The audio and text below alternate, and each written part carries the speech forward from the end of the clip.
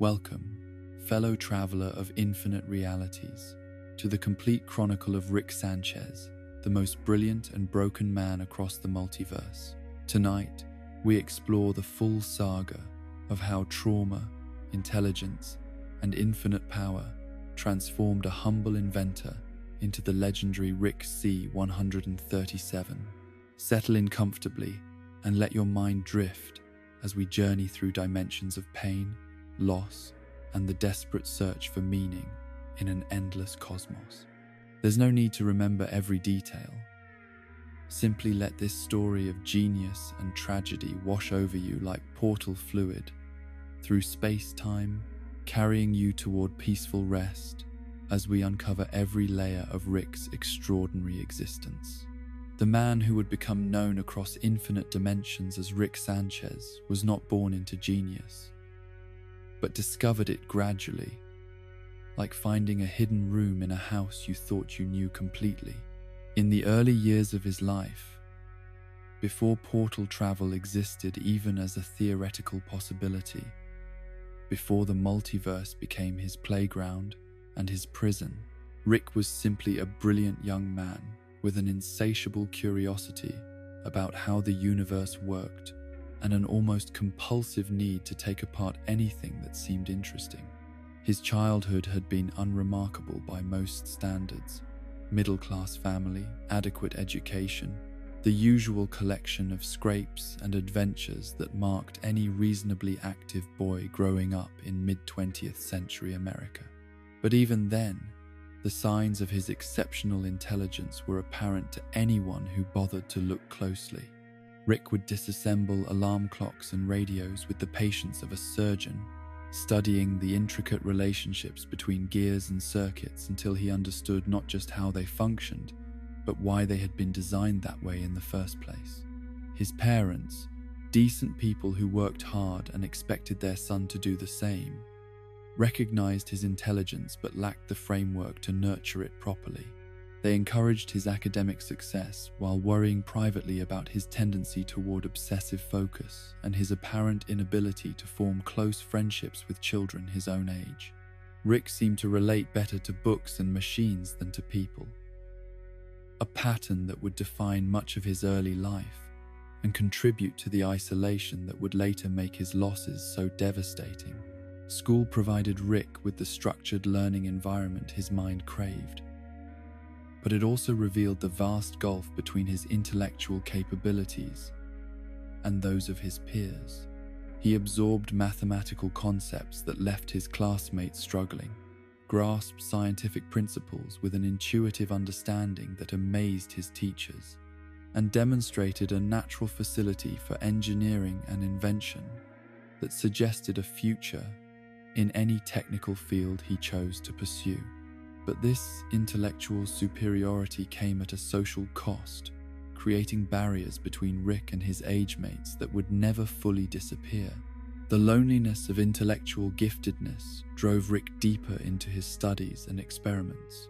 creating a feedback loop that accelerated his development while further isolating him from normal social connections. He spent countless hours in makeshift laboratories he constructed in his family's basement and garage, pursuing projects that ranged from simple electronic devices to increasingly sophisticated attempts at understanding the fundamental nature of reality itself.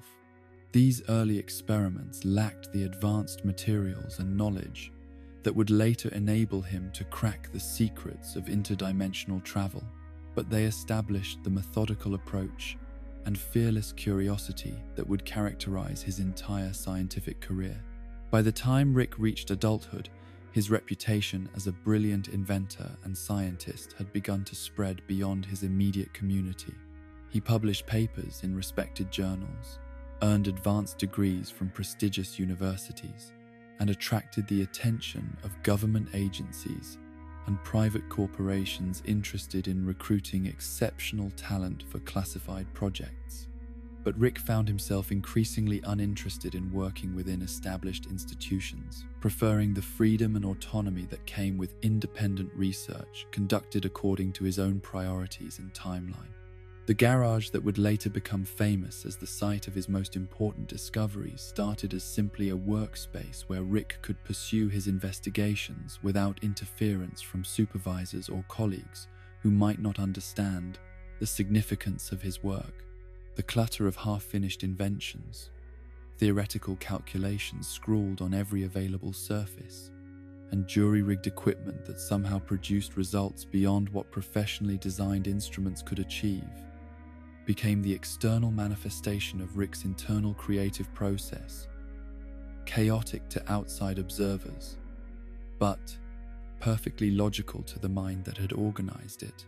During these early years of independent research, Rick's personal life maintained a precarious balance between his scientific obsessions and his growing relationship with Diane, a woman whose intelligence and patience proved capable of penetrating the barriers that Rick's giftedness had erected around his emotional life. Diane understood instinctively that Rick's dedication to his work was not a rejection of human connection, but rather his way of trying to understand and improve the world for those he cared about. Her acceptance of his eccentricities and her genuine interest in his discoveries provided Rick with the emotional stability he needed to pursue increasingly ambitious projects. Their courtship unfolded against the backdrop of Rick's growing scientific reputation and his continued development of theories that would eventually lead to his breakthrough in portal technology. Diane proved to be more than just a supportive partner. She became Rick's first and most trusted collaborator, offering insights and suggestions that helped him see problems from new perspectives, while providing the human grounding that prevented his research from becoming purely abstract and theoretical. Her presence in his life during this crucial period would later make her loss even more devastating when tragedy struck their small family. The decision to marry represented a major shift in Rick's priorities,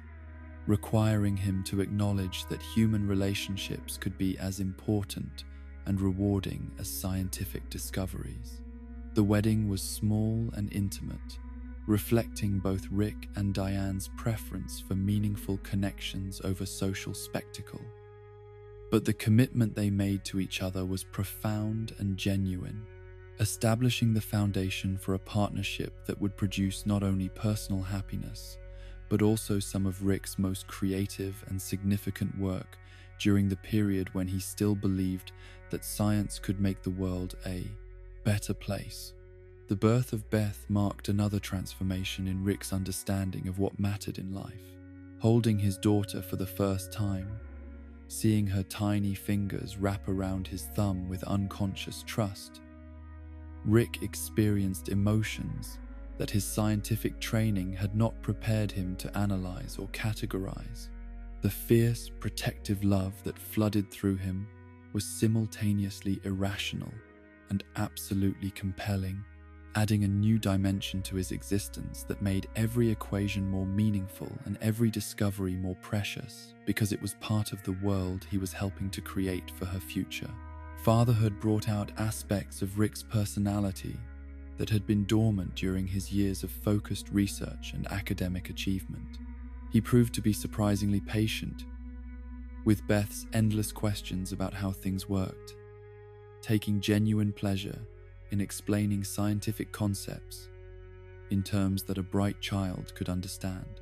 His garage became a place where father and daughter could work together on simple projects, building birdhouses, constructing elaborate marble runs, creating toys that demonstrated basic principles of physics in ways that were both educational and entertaining.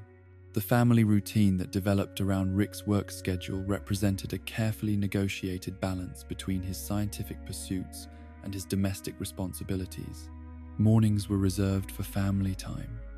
breakfast with Diane and Beth, conversations about plans for the day, the small rituals that bound them together as a unit. Afternoons belonged to research, with Rick disappearing into his garage laboratory, while Diane managed the household, and Beth attended school or played with neighborhood children. Evenings brought the family back together for dinner, homework help, and the quiet companionship that marked healthy family relationships. During this period of domestic stability, Rick's scientific work continued to advance along trajectories that would eventually converge on the theoretical frameworks necessary for interdimensional travel. His notebooks from this time reveal a mind grappling with increasingly complex mathematical relationships and physical principles, always pushing toward greater understanding of the fundamental nature of reality itself. But the work maintained a grounded quality that reflected his connection to family and community. He was not yet the isolated genius pursuing knowledge for its own sake, but rather a man trying to understand the universe for the benefit of those he loved. The theories Rick developed during these productive years built systematically toward insights that would later enable him to crack the secrets of portal technology. His work on quantum mechanics revealed mathematical relationships that suggested the possibility of multiple parallel universes existing simultaneously. His investigations into energy manipulation uncovered principles that would eventually allow him to harness the forces necessary for interdimensional travel. His research into consciousness and identity laid the groundwork for understanding how beings could maintain coherence while moving between different versions of reality. But perhaps most importantly, Rick's work during this period was characterized by ethical considerations and humanitarian goals that would later be abandoned in his quest for revenge. His notebook entries frequently reference his hopes that scientific advancement could reduce human suffering, improve living conditions for ordinary people, and create a better world for Beth to inherit. The idealism that motivated his research was genuine and deeply felt, reflecting the influence of Diane's compassion and Beth's innocent trust in her father's ability to make the world a wonderful place. The garage workshop where Rick conducted his experiments became a source of fascination for Beth, who would often watch her father work while asking the kinds of penetrating questions that only children can formulate. She wanted to understand not just what he was doing, but why it mattered, how his inventions might help people, and whether she could learn to build similar things when she grew older. Rick's patient explanations of scientific principles to his daughter helped clarify his own thinking while reinforcing his sense of purpose and connection to the broader human community. Diane's role in Rick's work extended beyond emotional support to include practical assistance and intellectual collaboration. Her background in literature and philosophy provided perspectives that enriched Rick's purely scientific approach, helping him consider the broader implications of his discoveries and their potential impact on society. Their late-night conversations about the nature of reality,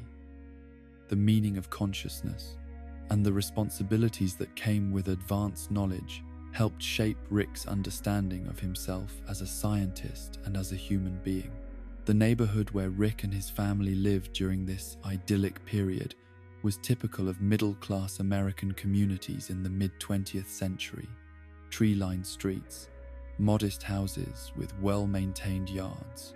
children playing safely in front yards while their parents worked and worried about ordinary concerns like mortgage payments and school districts. Rick's reputation as the local genius was well established but not intimidating. Neighbors would occasionally ask him to help with minor technical problems, and he was always willing to lend his expertise to community projects that might benefit everyone. The normalcy of Rick's domestic life during this period would later seem almost impossible to believe when compared to the chaos and violence that would characterize his existence after the tragedy that shattered his family. But the evidence of his capacity for ordinary human happiness was preserved in photographs that showed him smiling genuinely while pushing Beth on a swing, teaching her to ride a bicycle, or simply sitting on the front porch with Diane while watching their daughter play in the yard with other children from the neighborhood. Rick's relationship with Beth during her early childhood established patterns of interaction that would later influence his desperate need to find a replacement family after losing his original one. He was a devoted father who took genuine pleasure in his daughter's achievements and development, celebrating her first words, her first steps, her first successful attempts at building simple machines in his workshop. The pride he felt in her intelligence and creativity was matched only by his determination to protect her from any harm or disappointment that the world might inflict. The scientific breakthroughs that Rick achieved during this period of family stability laid crucial groundwork for the portal technology that would later transform him into a multiversal god. His theoretical work on parallel dimensions was driven by intellectual curiosity rather than practical application. He found the mathematical elegance of multiple realities aesthetically pleasing, without initially considering how such knowledge might be weaponized or exploited. The equations he derived were beautiful abstractions that satisfied his need for understanding without necessarily requiring physical implementation. But even during these happy years, Rick's notebooks reveal an underlying restlessness and dissatisfaction with the limitations imposed by conventional scientific methods and available technology.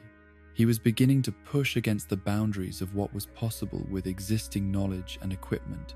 formulating questions that would require entirely new approaches to answer satisfactorily. The seeds of his future obsession with transcending normal human limitations were already present, though they remained dormant while his family provided sufficient motivation for remaining grounded in ordinary reality. The balance between Rick's scientific ambitions and his family responsibilities would soon be tested by the arrival of a visitor who would offer him everything he thought he wanted while destroying everything he actually needed. But for now, in these last peaceful months before his world ended, Rick Sanchez remained simply a brilliant man who loved his wife and daughter enough to choose humility over godhood, connection over power, and the beautiful limitations of a single reality over the infinite possibilities that would ultimately prove to be infinite sources of pain. The workshop where Rick spent his afternoons was filled with the comfortable clutter of ongoing projects and successful experiments, each invention representing another small step toward understanding the fundamental nature of reality. But more importantly, it was filled with the evidence of love. Drawings that Beth had made for her father taped to the walls, tools that Diane had organized to help him work more efficiently, and the thousand small modifications that transformed a simple garage into the heart of a home where science served humanity rather than replacing it. In these final months before everything changed forever, Rick Sanchez was exactly the kind of man the universe needed more of. Brilliant but humble, ambitious but grounded, powerful but responsible. The tragedy that was about to befall his family would transform him into something entirely different. But the man he was during this period would remain forever frozen in his memory, as a reminder of who he might have remained if the multiverse had been content to leave him alone with the people he loved most in any reality. The weeks following the death of Diane and Beth passed in a haze of psychological disintegration that no amount of scientific training had prepared Rick to navigate. The explosion that had vaporized his family in an instant had left him physically unharmed but mentally shattered, his brilliant mind struggling to process the sudden transition from domestic happiness to absolute loss. The garage that had once been his sanctuary of discovery now served as a tomb filled with reminders of everything he would never experience again. Beth's drawings, still taped to the walls, Diane's organizational touches still evident in the careful arrangement of tools, the half-finished projects that would remain forever incomplete because their purpose had died with the people they were meant to serve. In those first horrible days after the funeral, Rick found himself unable to sleep in the house where he had been so happy, where every room contained memories too painful to endure. He moved his mattress into the garage, surrounding himself with the wreckage of his former life while staring at the equations he had abandoned when Rick Prime's bomb fell through the portal. The mathematical relationships that had once fascinated him now seemed like cruel jokes. abstract concepts that had no connection to the brutal reality of loss and the apparent randomness of violence that could destroy years of love in a single moment. Depression settled over Rick like a heavy blanket, muffling his responses to the outside world and making even simple tasks feel overwhelming and pointless. Neighbors who had known the family brought food that went uneaten, offered condolences that went unheard, and eventually stopped trying to reach a man who had retreated so completely into his grief that he seemed to have forgotten how to engage with anyone who had not experienced similar devastation. The brilliant scientist who had once been eager to explain his work to anyone who showed interest now spent days without speaking aloud, his voice becoming rusty from disuse, while his thoughts churned endlessly through cycles of memory and regret. The practical necessities of continued existence, eating, bathing, paying bills, became monumental challenges that Rick approached with the mechanical precision of someone going through motions without any underlying investment in the outcomes. He ate when hunger became physically painful, rather than when mealtimes suggested it might be appropriate. He slept when exhaustion overwhelmed his body's ability to remain conscious, rather than when darkness fell or morning approached. His circadian rhythms collapsed along with his social connections, leaving him adrift in time as well as emotionally isolated from everything that had once provided structure and meaning to his daily routine. But even in the depths of his depression, Rick's scientific mind continued to function, analyzing the bomb that had killed his family with the same methodical approach he had once applied to more benign research projects. The device had been sophisticated beyond anything that contemporary Earth technology could produce, incorporating energy manipulation principles that suggested knowledge of dimensional physics far more advanced than anything in Rick's own theoretical framework. The portal through which it had been delivered represented a level of technological achievement that should have been impossible according to every scientific principle Rick understood. Yet the evidence of its existence was undeniable. The realization that Rick Prime possessed technology capable of interdimensional travel, while Rick himself remained trapped in a single reality, created a new dimension to his grief that transcended simple mourning for the dead. His family had been murdered by a version of himself who had accepted the offer of godlike power, who had transcended the limitations that kept ordinary humans confined to single realities and single timelines. The injustice was not just that innocent people had died, but that they had been killed by someone with Rick's own face, someone who represented everything Rick might have become if he had made different choices. The decision to pursue portal technology was not made in a moment of dramatic revelation, but gradually, through a process of slow recognition, that revenge was the only goal left that seemed worth achieving. Rick found himself spending increasing amounts of time staring at the equations he had derived during his happier years, seeing them now not as abstract mathematical relationships but as the foundation for weapons that could reach across dimensions to strike at the murderer who had destroyed his life. The theoretical framework was already in place. What remained was the engineering challenge of transforming pure mathematics into functional technology. The months Rick spent developing practical portal travel passed in a blur of obsessive calculation and experimental refinement that consumed every aspect of his existence. He lost weight as he forgot to eat regularly, developed a persistent cough from exposure to exotic particles generated by his prototype devices, and gradually abandoned any pretense of maintaining normal hygiene or social connections. The neighbors who had once admired his genius now whispered about his apparent mental breakdown, but their concerns seemed irrelevant to a man whose entire focus had narrowed to a single objective that required abilities beyond anything any human had ever achieved. The breakthrough came not as a sudden flash of inspiration, but as the culmination of hundreds of small advances that gradually coalesced into a working understanding of interdimensional mechanics. Rick's first successful portal was small and unstable,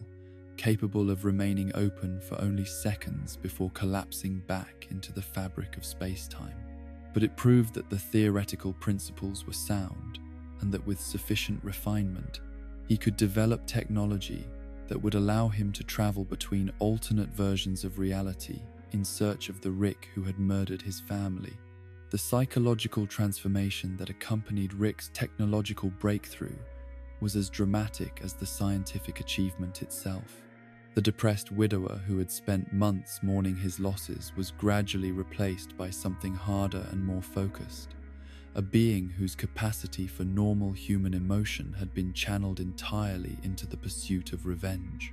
The love Rick had felt for Diane and Beth did not disappear, but was transformed into fuel for hatred so pure and concentrated that it began to reshape his personality in fundamental ways. The first dimension Rick visited after perfecting his portal technology was a reality nearly identical to his own, differing only in minor details that seemed insignificant compared to the overwhelming similarity of the geography, the architecture, and most importantly, the Rick Sanchez who lived there. This alternate version of himself was working in a garage that looked exactly like Rick's own workshop, pursuing research projects that paralleled his own pre-tragedy investigations, living a life that Rick recognized as the existence he might have continued if his family had not been murdered. The kill was quick and efficient,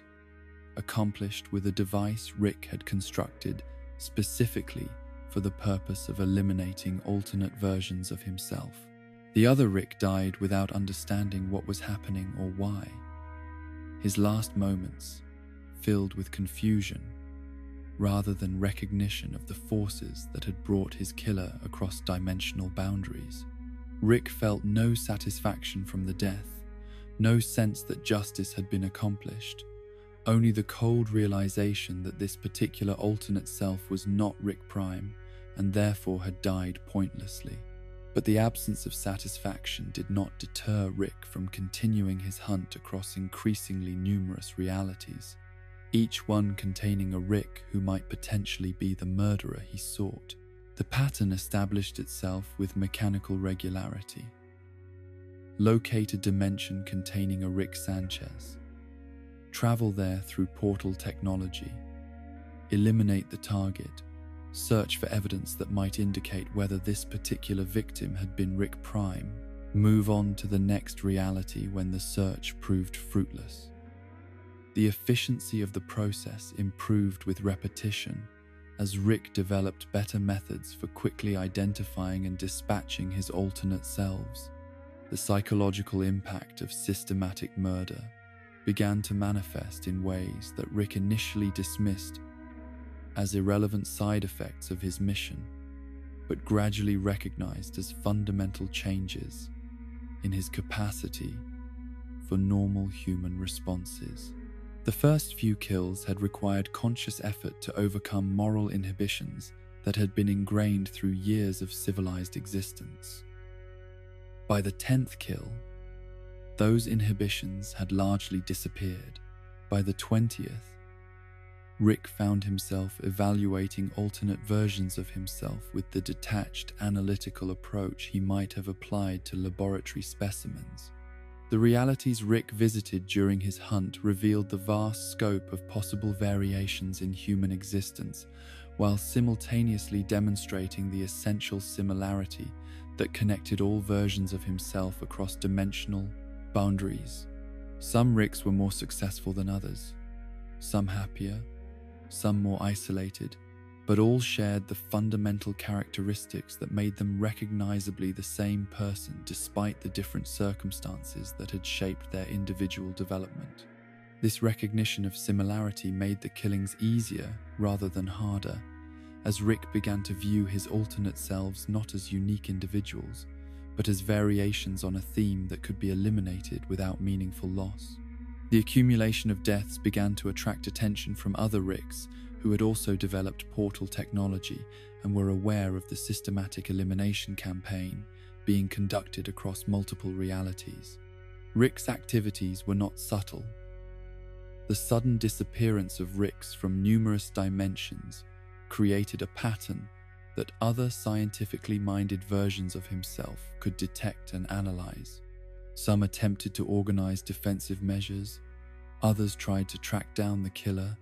but Rick's head start in both technology and experience made him nearly impossible for isolated individuals to challenge effectively. The encounter with the gathering of Ricks who had assembled to address the threat Rick posed marked a turning point in his campaign from targeted assassination to open warfare against his own alternate selves. The meeting had been organized in secret, with representatives from dozens of dimensions attempting to coordinate a response to what they perceived as an existential threat to the stability of the multiverse. Rick's discovery of their gathering and his decision to bomb it rather than attempt infiltration or negotiation represented his final abandonment of any pretense that his mission was limited to finding and eliminating Rick Prime. The explosion that killed dozens of Ricks simultaneously was Rick's most efficient single act of violence since beginning his hunt, but it also marked his transformation from a grief-stricken man seeking specific revenge into something approaching a force of nature that threatened the existence of Ricks across infinite realities. The survivors of the bombing spread word of Rick C-137's capabilities and ruthlessness, creating a reputation that preceded him into subsequent dimensions and made his work both easier and more psychologically corrosive. The fear that other Ricks began to display when confronted by Rick C-137 was simultaneously gratifying and disturbing, confirming his success in becoming the apex predator in a multiverse populated by versions of himself, while also highlighting how completely he had diverged from the man he had been before Diane and Beth's deaths. The Rick who had once taken pleasure in explaining scientific concepts to his young daughter now found satisfaction in watching alternate versions of himself cower before being executed, their terror serving as validation of his transformation into something beyond normal human limitations. But the most psychologically damaging aspect of Rick's killing spree was not the violence itself, but the gradual recognition that his victims were not abstract enemies, but versions of himself who had made different choices, experienced different outcomes. Each death eliminated not just a potential Rick Prime, but also a possibility for what Rick might have become under different circumstances. The accumulation of these lost alternatives began to create a form of existential vertigo that made it increasingly difficult for Rick to maintain a stable sense of his own identity and purpose. The formation of the Citadel of Ricks represented both a tactical challenge and a philosophical crisis for Rick's mission of multiversal revenge. The alliance of Ricks who had banded together for mutual protection was motivated by the same survival instincts that drove Rick's own behavior, but their organization also represented a form of civilization that Rick had abandoned when he chose violence over cooperation. The Citadel offered him membership and the potential for community among beings who understood his capabilities and experiences,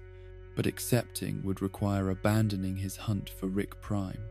and acknowledging that his victims had been more than acceptable losses in pursuit of a greater goal. Rick's rejection of the Citadel's overtures and his continued isolation in pursuit of revenge marked his final transition from damaged human being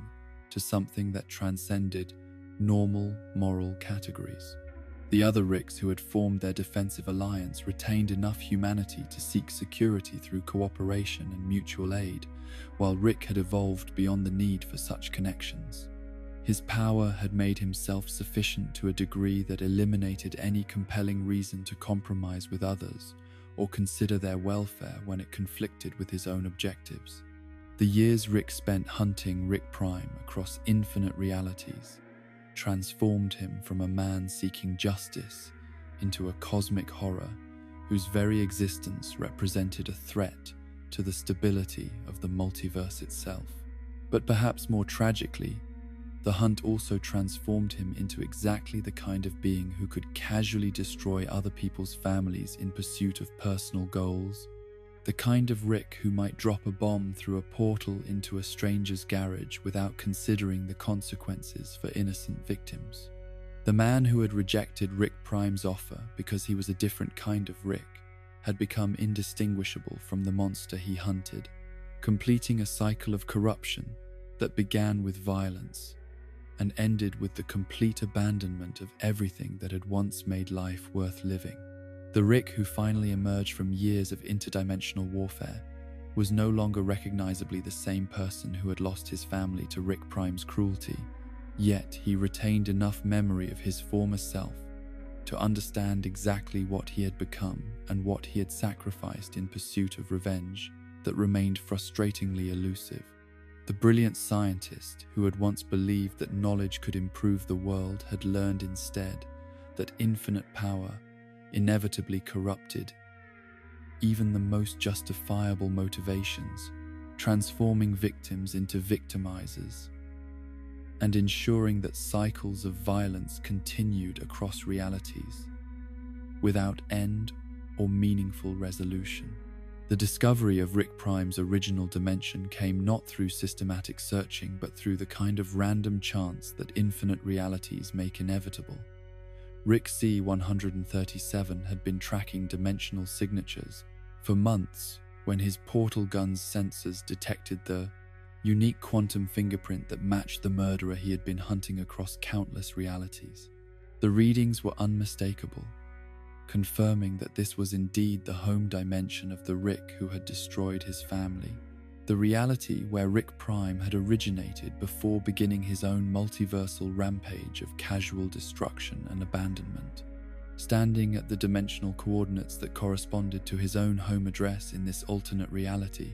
Rick found himself experiencing emotions he had thought permanently buried beneath years of violence and systematic murder. The house that appeared through his portal was identical to the one where he had lived with Diane and Beth, down to the paint color on the shutters and the small garden where his wife had grown flowers that Beth had loved to help her tend. But the similarity was superficial, masking differences that would prove more profound than anything visible from the street. The first sign that something was fundamentally wrong with this dimension's version of his family came from observing the house itself during the days Rick spent in surveillance before making contact. The windows remained dark long past the time when Diane should have been preparing breakfast. The driveway showed no evidence of recent vehicle use, and the mailbox overflowed with accumulated letters and packages that suggested prolonged absence rather than temporary travel. The domestic rhythms that Rick remembered from his own destroyed family were completely absent from this supposedly identical household. Rick's decision to approach the house directly rather than continuing his distant observation was motivated by growing certainty that Rick Prime was not present in this dimension, that he had abandoned his original family just as casually as he had murdered Rick C-137's wife and daughter. The portal device that materialized in the garage confirmed Rick's suspicions. Sophisticated interdimensional technology sat unused and gathering dust, evidence that its creator had departed for destinations unknown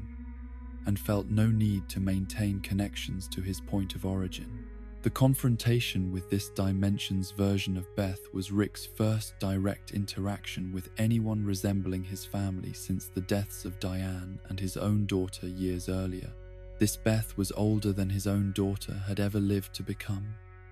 A grown woman with her own family and her own accumulated experiences of disappointment and abandonment. But her face carried the same intelligent curiosity that Rick remembered from his child. The same quick smile that had once brightened every day of his domestic life,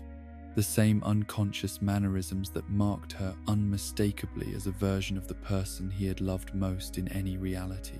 The adult Beth who opened the door to Rick's knock was initially suspicious of the stranger who claimed to be her father, but her suspicion was based on practical caution rather than inability to recognize him. Rick Prime's periodic appearances and disappearances had established a pattern of unreliable presence that made Beth wary of trusting anyone who showed up claiming parental authority after extended absences. Her first words to Rick were not expressions of joy at his return, but questions about where he had been and whether he intended to stay long enough to justify the emotional investment of welcoming him home.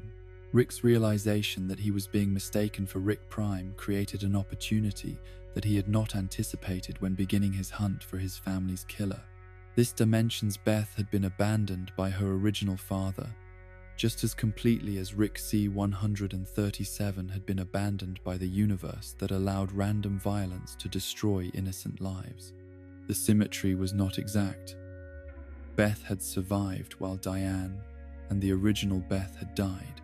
but the essential pattern of loss and abandonment was identical, creating the possibility for a twisted form of mutual healing through deliberate deception. The decision to assume Rick Prime's identity and place in this family was not made through careful ethical consideration, but through a kind of desperate opportunism that bypassed Rick's normal analytical processes. He had spent years becoming a monster in pursuit of revenge against the Rick who had destroyed his family. But this dimension offered him the chance to reclaim something, approximating the domestic life he had lost. The fact that doing so required him to deceive grieving people who deserved better seemed like an acceptable moral compromise compared to the mass murder he had already committed in the name of justice. Beth's introduction of Rick to her husband Jerry and their children Summer and Morty revealed the full scope of the family that Rick would be joining through his impersonation of their absent patriarch. Jerry's obvious discomfort with Rick's presence was based not on suspicion about his identity, but on well-founded anxiety about the disruption that Rick's return would cause to the family dynamics that had developed during his absence. Jerry had presumably spent years dealing with the emotional aftermath of his wife's abandonment by her father, and Rick's sudden reappearance represented a potential threat to the stability Jerry had worked to create. Summer's reaction to Rick's arrival was more complex, reflecting the adolescent's sophisticated understanding of family dynamics and the way that adult decisions affected children who had no voice in making them. She was old enough to remember previous occasions when Rick Prime had returned temporarily,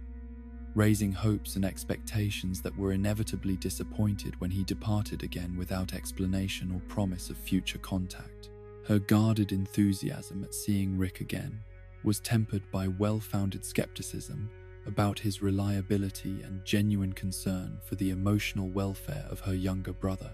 But it was Morty's response to Rick's presence that proved most significant for both the immediate family dynamics and Rick's long-term adjustment to his role as replacement grandfather. The 14-year-old boy had no clear memories of Rick Prime from earlier periods, having been too young during previous visits to form lasting impressions of his grandfather's personality or capabilities. This lack of preconceptions made Morty the family member most open to accepting Rick at face value, creating the foundation for a relationship that would eventually become the most important connection in Rick's post-tragedy existence. The first weeks of Rick's integration into this alternate family were marked by constant vigilance and careful performance as he attempted to fulfill his assumed role without revealing the deception that made his presence possible. Every conversation required him to navigate between his actual memories and experiences and the history that Rick Prime should have accumulated during his life in this dimension. Every interaction with family members forced him to suppress his genuine emotional responses in favor of behaviors that seemed consistent with their expectations about their absent father and grandfather. The emotional toll of maintaining this deception was compounded by the constant reminders of what Rick had lost when his own family was murdered. Beth's laugh was identical to his daughter's, but it belonged to a woman whose experiences and personality had been shaped by decades Rick had never witnessed. Jerry's anxieties about family stability echoed concerns that Rick's own Diane might have expressed if she had lived to see their daughter reach adulthood. Summer's adolescent challenges resembled problems that his own Beth might have faced if she had survived to raise her own children. But it was Morty who provided Rick with the most unexpected source of emotional connection and psychological healing during this period of adjustment to his stolen family life.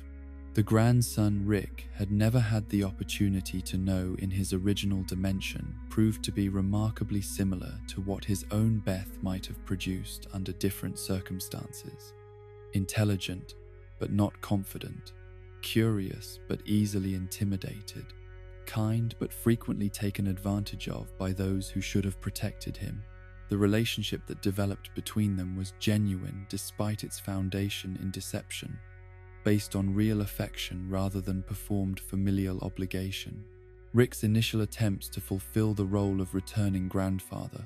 were handicapped by his complete lack of experience with extended family relationships and his tendency to approach emotional situations with the same analytical detachment he had learned to apply to scientific problems. His efforts to show interest in Morty's school activities resulted in awkward conversations that revealed how little he understood about normal adolescent concerns. His attempts to provide grandfatherly advice often took the form of technical lectures that confused rather than helped his supposed grandson navigate social and emotional challenges. But gradually, Rick began to develop genuine investment in Morty's welfare and development that transcended his initial opportunistic motivations for joining the family. The boy's obvious intelligence and creativity reminded Rick of his own childhood curiosity about how the world worked, while Morty's social awkwardness and lack of confidence suggested vulnerabilities that Rick felt uniquely qualified to address. The scientific education that Rick began providing Morty was motivated not just by the need to maintain his grandfather role, but by authentic desire to share knowledge that might help the boy develop capabilities he would need to thrive in an increasingly complex world. The family adventures that became a regular feature of Rick and Morty's relationship started as simple educational excursions designed to supplement Morty's formal schooling with practical experience in scientific observation and analysis. Rick's portal technology made it possible to visit locations and phenomena that would have been completely inaccessible through conventional travel, transforming ordinary afternoons into journeys through alternate dimensions and alien civilizations. But these excursions also served Rick's need to maintain the advanced capabilities that his assumed identity as Rick Prime should possess, demonstrating technological mastery that justified his claim to be the brilliant scientist the family remembered. The psychological benefits that Rick experienced through his relationship with Morty were unexpected and profound, providing him with the first genuine human connection he had enjoyed since the deaths of Diane and Beth years earlier. The shared excitement of scientific discovery, the satisfaction of watching Morty's understanding develop through direct experience, and the simple pleasure of having someone who looked forward to spending time with him combined to create emotional rewards that Rick had not anticipated when he first decided to assume Rick Prime's identity and family responsibilities. But the relationship was not without complications that stemmed from the fundamental deception underlying Rick's presence in the family and his complete inability to acknowledge the true nature of his investment in their welfare. Morty's growing attachment to the grandfather he was finally getting to know was based on false assumptions about their relationship and Rick's motivations for spending time with him. The adventures they shared were meaningful to both participants, but were built on foundations that could not bear the weight of complete honesty about Rick's origins and the circumstances that had brought him to their dimension. Rick's integration into the family's daily routines revealed both his adaptability and the persistent isolation that remained even when he was surrounded by people who cared about his welfare. Dinner conversations required him to simulate interest in community events and local concerns that seemed trivial compared to the cosmic scope of his actual experiences. Holiday celebrations forced him to participate in traditions that belonged to Rick Prime's history rather than his own, playing a role in ceremonies that should have been meaningful but felt hollow because they commemorated relationships he had never actually experienced. The most challenging aspect of Rick's domestic performance was managing his relationship with Jerry, whose antipathy toward Rick was based not on personal dislike, but on reasonable concern about the disruption that Rick's presence caused to family stability, and Jerry's own role as husband and father. Jerry's objections to Rick's influence on the family were often petty and self-serving, but sometimes reflected genuine insight about the potentially harmful effects of exposing children to technologies and ideas they were not emotionally equipped to handle safely. Beth's response to Rick's return was complicated by her own unresolved feelings about abandonment and her conflicted understanding of her father's priorities and capabilities. She wanted to rebuild a relationship with Rick, but was also protective of the family structure she had created during his absence, creating tensions that Rick had to navigate carefully to maintain his assumed identity while building genuine connections with the daughter he had never actually raised. Her intelligence and independence reminded him constantly of his own Beth's potential, while also highlighting the differences between the child he remembered and the adult she had become without his influence. Summer's adolescent perspective on family dynamics provided Rick with insights into the long-term effects of his impersonation that he might have missed if he had focused exclusively on his relationships with the adult family members. Her observations about Rick's changed behavior and apparent personality differences reflected the natural perceptiveness of teenagers who are intensely attuned to adult inconsistencies and contradictions. Her questions about Rick's past adventures and scientific achievements forced him to construct elaborate fabrications that became increasingly difficult to maintain consistently. The neighborhood and community context within which Rick's assumed family existed presented additional challenges for maintaining his deception while integrating into local social structures.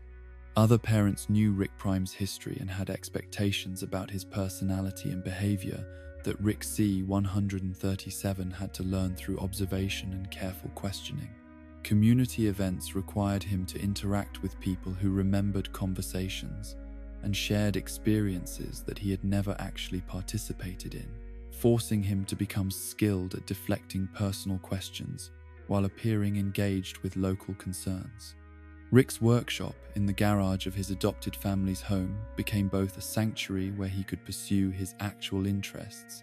and a performance space where he had to demonstrate the kind of scientific capabilities that Rick Prime should possess. The equipment and projects he maintained there served multiple purposes, advancing his own research into portal technology and dimensional physics, providing educational opportunities for Morty, and creating evidence of the kind of advanced work that would justify his reputation as a brilliant but unreliable scientist. But perhaps most importantly, the garage workshop represented Rick's attempt to recreate the domestic scientific environment where he had once been truly happy with his original family. The tools and materials he assembled there were similar to those he had used during his years with Diane and Beth, and the routines he established for working while maintaining family connections echoed the patterns that had once made his life meaningful. The space became a bridge between his lost past and his uncertain future, a place where he could honor his memories while building new relationships based on genuine, if complicated, emotions. The success of Rick's integration into this alternate family structure was measured not by the completeness of his deception, but by the authenticity of the connections he developed with each family member, despite the false foundation underlying their relationships. Morty's growing confidence and scientific curiosity provided evidence that Rick's mentorship was beneficial regardless of his motivations. Beth's gradual relaxation around him suggested that she was finding value in their relationship, even if it was based on incomplete information about his identity and history. The irony of Rick's situation was not lost on him during moments of quiet reflection about the path that had led him from grieving widower to interdimensional mass murderer to surrogate family member. He had spent years becoming everything he despised in pursuit of revenge against Rick Prime, but his assumption of Rick Prime's abandoned family had given him something approximating the domestic happiness he thought he had lost forever. The family that accepted him was not his original family, but they provided him with emotional connections that made continued existence seem worthwhile, rather than simply an extended exercise in justified violence. As Rick settled into the rhythms of family life in this dimension, he began to understand that his hunt for Rick Prime had transformed him into someone who was no longer entirely human but was not yet completely monstrous. The love he felt for Morty and his complicated affection for Beth were genuine emotions that coexisted with his capacity for casual violence and his fundamental disregard for the welfare of people outside his immediate circle. The man who could murder alternate versions of himself without hesitation was also capable of patient instruction and protective concern for the children who had become his responsibility through deception. The stage was set for the years of adventure and family bonding that would follow, but also for the inevitable complications that would arise from building meaningful relationships on foundations of deliberate misrepresentation. Rick had found the replacement family he needed to maintain his psychological stability, but he had also committed himself to a life of ongoing deception that would require him to balance authentic emotions with performed identity in ways that would ultimately prove unsustainable when the truth about his origins could no longer be hidden. The domestic stability that Rick had achieved through his deception began to fracture as the implications of his newfound godlike power gradually overwhelmed his capacity to maintain normal family relationships. The portal technology that had enabled him to find and join this alternate family also made it impossible for him to value individual realities and relationships the way that ordinary humans did, creating philosophical problems that no amount of genuine affection could resolve. When every possible outcome existed somewhere across infinite dimensions,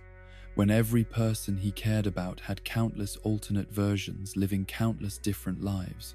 the significance of any particular choice or relationship became mathematically negligible. The first major test of Rick's ability to balance his multiversal perspective with his family responsibilities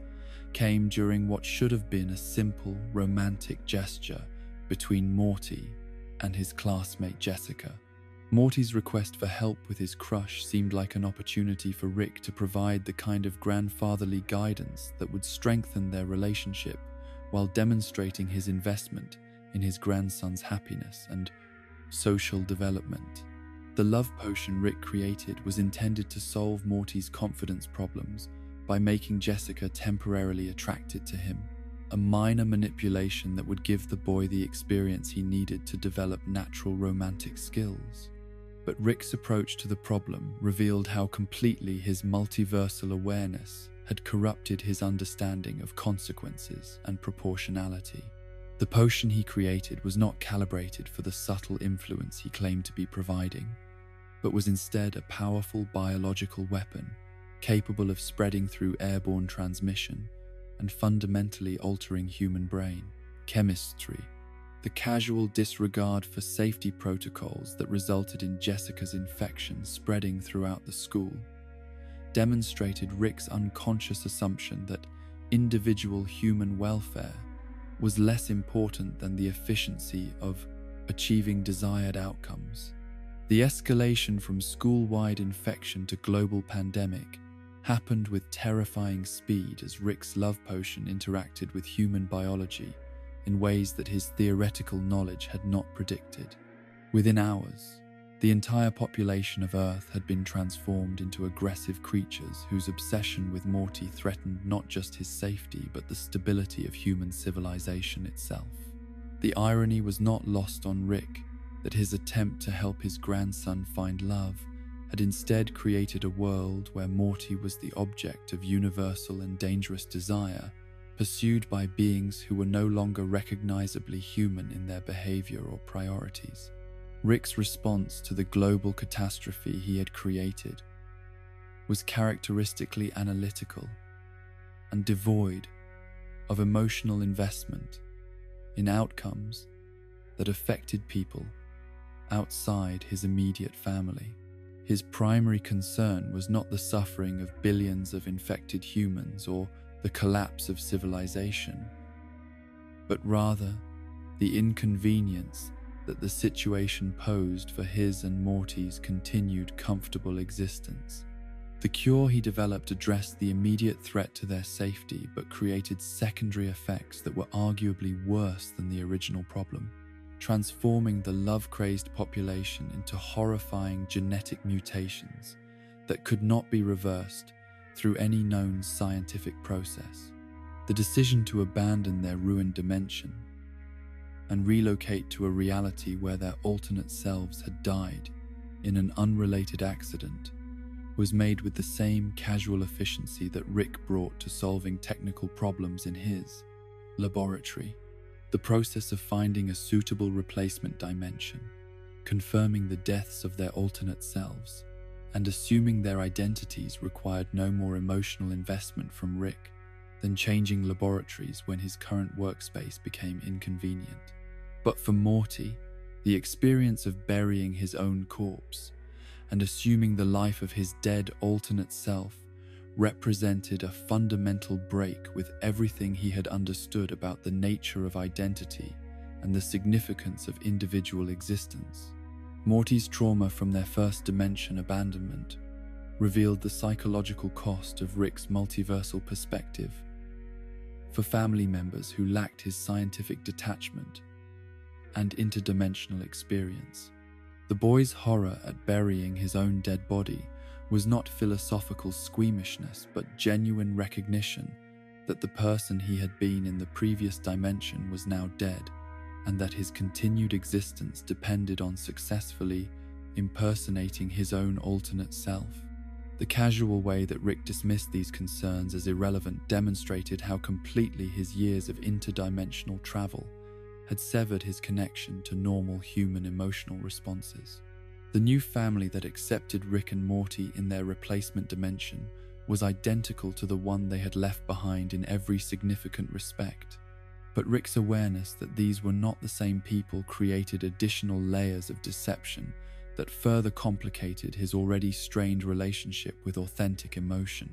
Beth's expressions of love for Rick were directed toward a version of him that had never existed in this dimension, while Jerry's antagonism was based on experiences with a Rick who had died in an explosion before Rick C-137's arrival. The performance of family relationships became even more elaborate as Rick had to simulate not just Rick Prime's personality,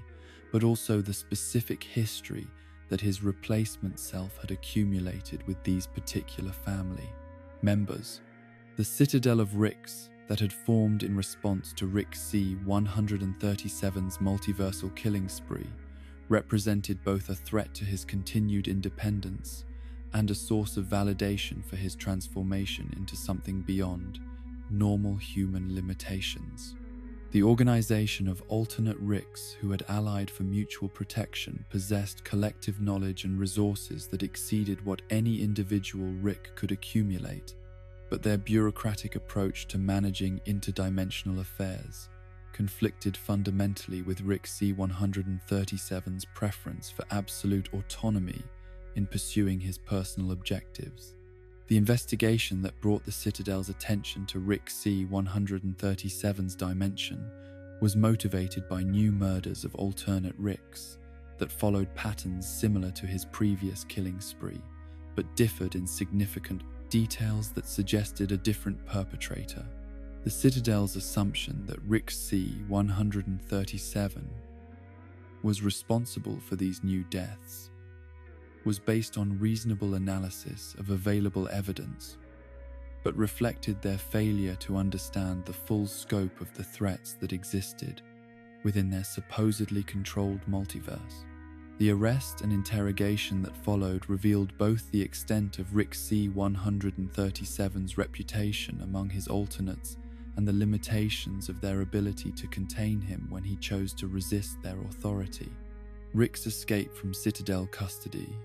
and his investigation into the actual killer provided him with evidence that his transformation into a multiversal monster was not unique,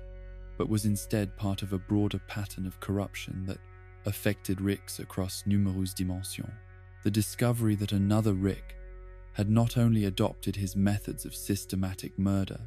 but had also developed techniques for torturing Mortys, suggested that the capacity for evil that Rick had cultivated in himself existed as potential in all versions of his basic personality when exposed to sufficient trauma and unlimited power. The revelation that Evil Morty was the actual perpetrator behind the recent Rick murders represented a fundamental challenge to Rick's understanding of himself and his relationship with his grandson. The existence of a Morty who had evolved beyond his normal limitations to become a threat to Ricks across multiple dimensions suggested that the corrupting influence of multiversal awareness was not limited to those who possessed advanced scientific knowledge. The torture chamber filled with suffering Mortys demonstrated that even the most innocent victims of interdimensional conflict could be transformed into perpetrators of cruelty that exceeded anything Rick had imagined possible. The psychological implications of discovering that a version of his beloved grandson had become a monster comparable to himself forced Rick to confront questions about his own influence on Morty's development and the potential consequences of exposing impressionable young people to the realities of multiversal existence. The care he had taken to protect Morty from the worst aspects of their adventures was revealed as insufficient when faced with evidence that alternate versions of their relationship had produced outcomes where the supposed victim had become more dangerous than his supposedly protective grandfather. Evil Morty's use of Evil Rick as a controllable puppet demonstrated capabilities that exceeded Rick's own technological achievements, while also revealing a level of strategic thinking and long-term planning that suggested intelligence developments that normal Mortys should not have been able to achieve.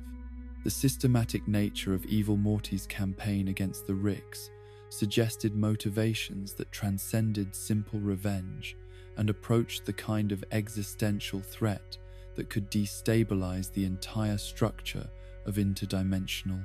civilization that Ricks had created around their technological top superiority. The aftermath of the Evil Rick incident left Rick with uncomfortable questions about his own methods and their potential long-term consequences that he was not equipped to answer satisfactorily. The realization that his protective relationship with Morty might not be as beneficial as he assumed created new sources of anxiety about his role as grandfather and mentor, while the knowledge that Mortys could develop beyond their normal limitations suggested threats to his security that he had not previously considered. The casual way that the Council of Ricks offered him a replacement Morty coupon revealed their own casual attitude toward individual identity and relationships, but it also highlighted how completely Rick had integrated into a culture that treated sentient beings as interchangeable resources.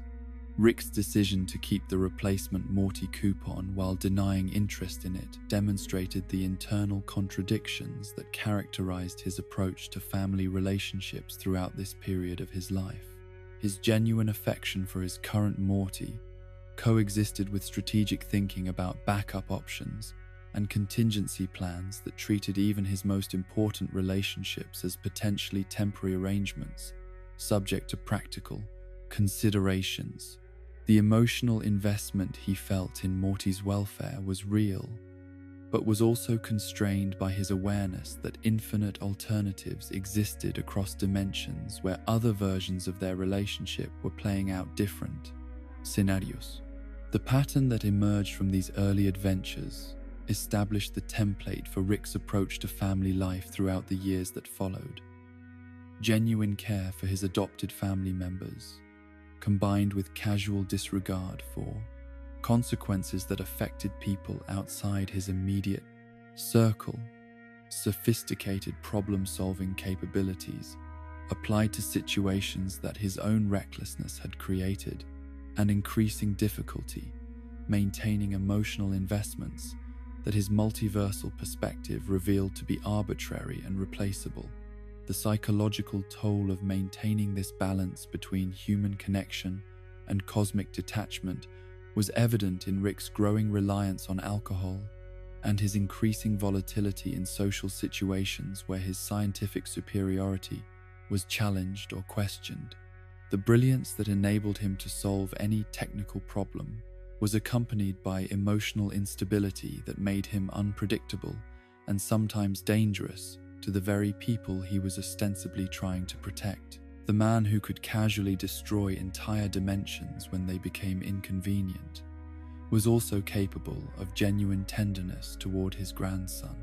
But the coexistence of these contradictory traits created internal tensions that could not be resolved through scientific analysis or technological innovation. The adventures that Rick shared with Morty during this period served multiple functions beyond simple entertainment and education. They provided Rick with ongoing validation of his superior capabilities, gave him opportunities to demonstrate his protective value to his family, and allowed him to maintain the kind of stimulating intellectual challenges that his genius required for psychological stability. But they also exposed Morty to levels of violence, danger, and moral complexity that no adolescent should have been expected to process successfully, creating educational experiences that were simultaneously valuable and traumatic.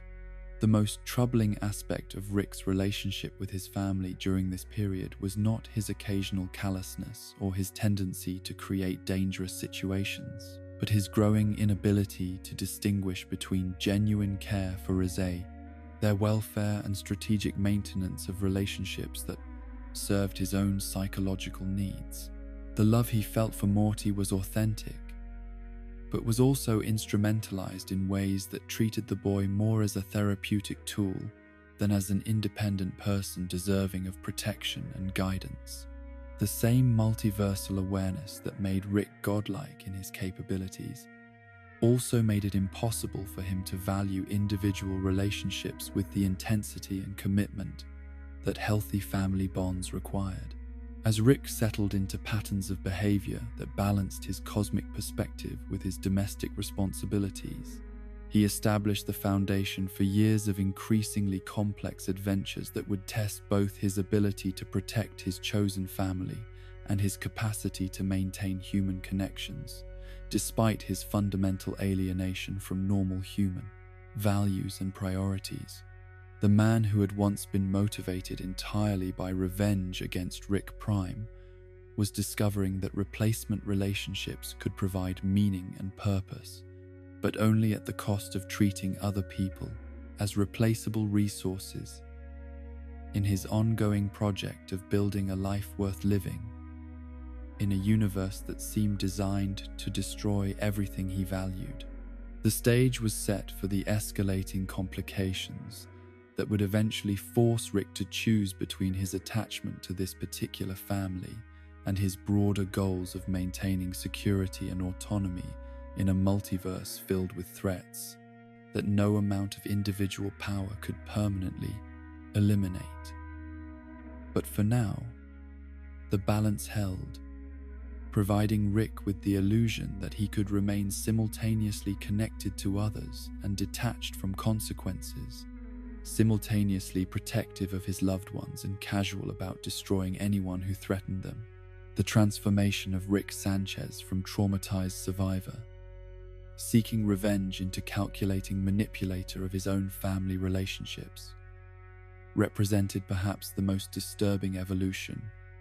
in his long descent from humanity towards something approaching pure malevolence. The imprisonment that should have marked the end of his multiversal rampage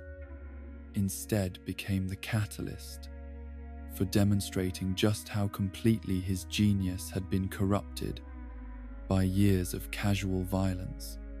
and his growing conviction that other people existed primarily as resources to be managed, rather than individuals deserving of basic respect and autonomy. The Galactic Federation's interrogation techniques were sophisticated by the standards of most civilizations, but proved laughably inadequate when applied to a mind that had spent decades manipulating the fundamental structure,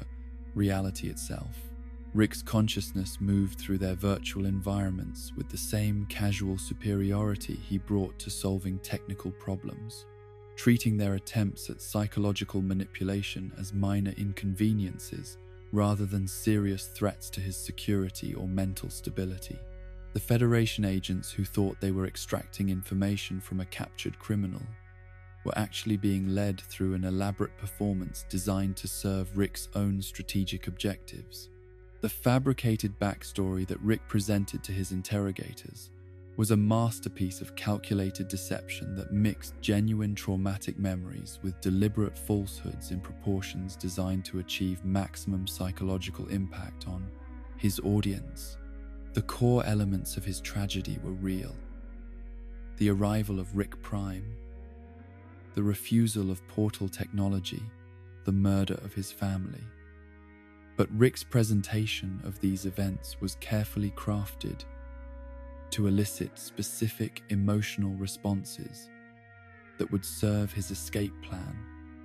while also providing him with a form of cathartic confession that acknowledged his genuine losses without revealing his subsequent transformation into exactly the kind of monster who might casually destroy other people's families. The revelation that Rick had fabricated portions of his backstory served multiple strategic purposes beyond simple misdirection of his captors. By claiming that his entire tragic history was fictional, Rick created psychological distance between himself and the genuine trauma that had motivated years of multiversal violence, while also establishing his reputation as someone whose statements could not be trusted even when they contained obvious emotional authenticity. The performance allowed him to process his real grief while maintaining the emotional detachment necessary for the systematic manipulation of everyone around him. But perhaps most significantly, Rick's presentation of his backstory to the Federation interrogators marked his first explicit acknowledgement that his hunt for Rick Prime had transformed him into something indistinguishable from his target. The casual way he dismissed the murder of his family as a fabrication designed to manipulate his captors revealed how completely he had internalized the nihilistic worldview that made such deceptions not just possible but psychologically necessary. The man who had once been motivated by love for his wife and daughter had become someone who could weaponize their memory as a tool for achieving tactical advantages over enemies who had never threatened his original family. The escape plan that Rick executed from within the Federation's supposedly secure virtual interrogation environment demonstrated capabilities that exceeded anything his captors had imagined possible, but more importantly revealed the extent to which his genius had been channeled into increasingly elaborate schemes for controlling other people's behavior and decisions. The systematic manipulation of Federation computer systems, the orchestration of cascading economic collapse, and the careful timing of his revelation as the architect of their civilization's destruction all required not just technical brilliance, but also psychological sophistication that treated entire populations as variables in equations, designed to produce specific outcomes. The economic warfare that Rick unleashed against the Galactic Federation was elegant in its simplicity, but devastating in its implications for billions of beings whose lives depended on the stability of interstellar commerce and government services. The change of a single digit in their currency valuation system created cascading effects that destroyed the financial foundation of their civilization, while also eliminating the economic incentives that maintained cooperation between member worlds. The casual indifference with which Rick observed the collapse of a government that had provided security and prosperity for countless worlds revealed how completely his multiversal perspective had severed his connection to normal, moral considerations about collective welfare. But the most psychologically disturbing aspect of Rick's escape was not the technical brilliance he demonstrated, or even the scale of destruction he casually inflicted on innocent populations, but rather his immediate transition from prisoner seeking freedom to puppet master, orchestrating the complete reorganization of his family's emotional relationships. The same strategic thinking that had enabled him to destroy the Federation's economy was immediately applied to manipulating Beth and Jerry's marriage in ways that would eliminate Jerry as a source of opposition to Rick's control over family decision-making processes. The orchestration of Beth and Jerry's divorce represented Rick's most sophisticated manipulation of people he claimed to care about, demonstrating his ability to exploit intimate knowledge of their personalities and relationship dynamics to produce outcomes that served his strategic objectives, while appearing to result from their own independent choices. Rick's imprisonment and dramatic return had created emotional conditions that made Beth more receptive to choosing her father over her husband, while Jerry's obvious relief at Rick's capture provided evidence of disloyalty that could be used to justify his exclusion from family decision-making processes. Rick's confession to Morty about his deliberate manipulation of his parents' divorce marked a turning point in his relationship with his grandson that revealed the full extent of his psychological transformation from protective grandfather to calculating predator, who viewed even his Beckenbiam closest relationships as systems to be optimized according to his own preferences. The casual way he explained his strategic thinking to a traumatized 14-year-old boy demonstrated not just his indifference to Morty's emotional welfare, but also his confidence that his control over the family was so complete that he could acknowledge his manipulations without fear of meaningful resistance. The threat that Rick made to Morty about denying any confession of manipulation, if reported to other family members, revealed the sophisticated understanding of family dynamics that enabled his continued control over people who should have been capable of resisting his influence.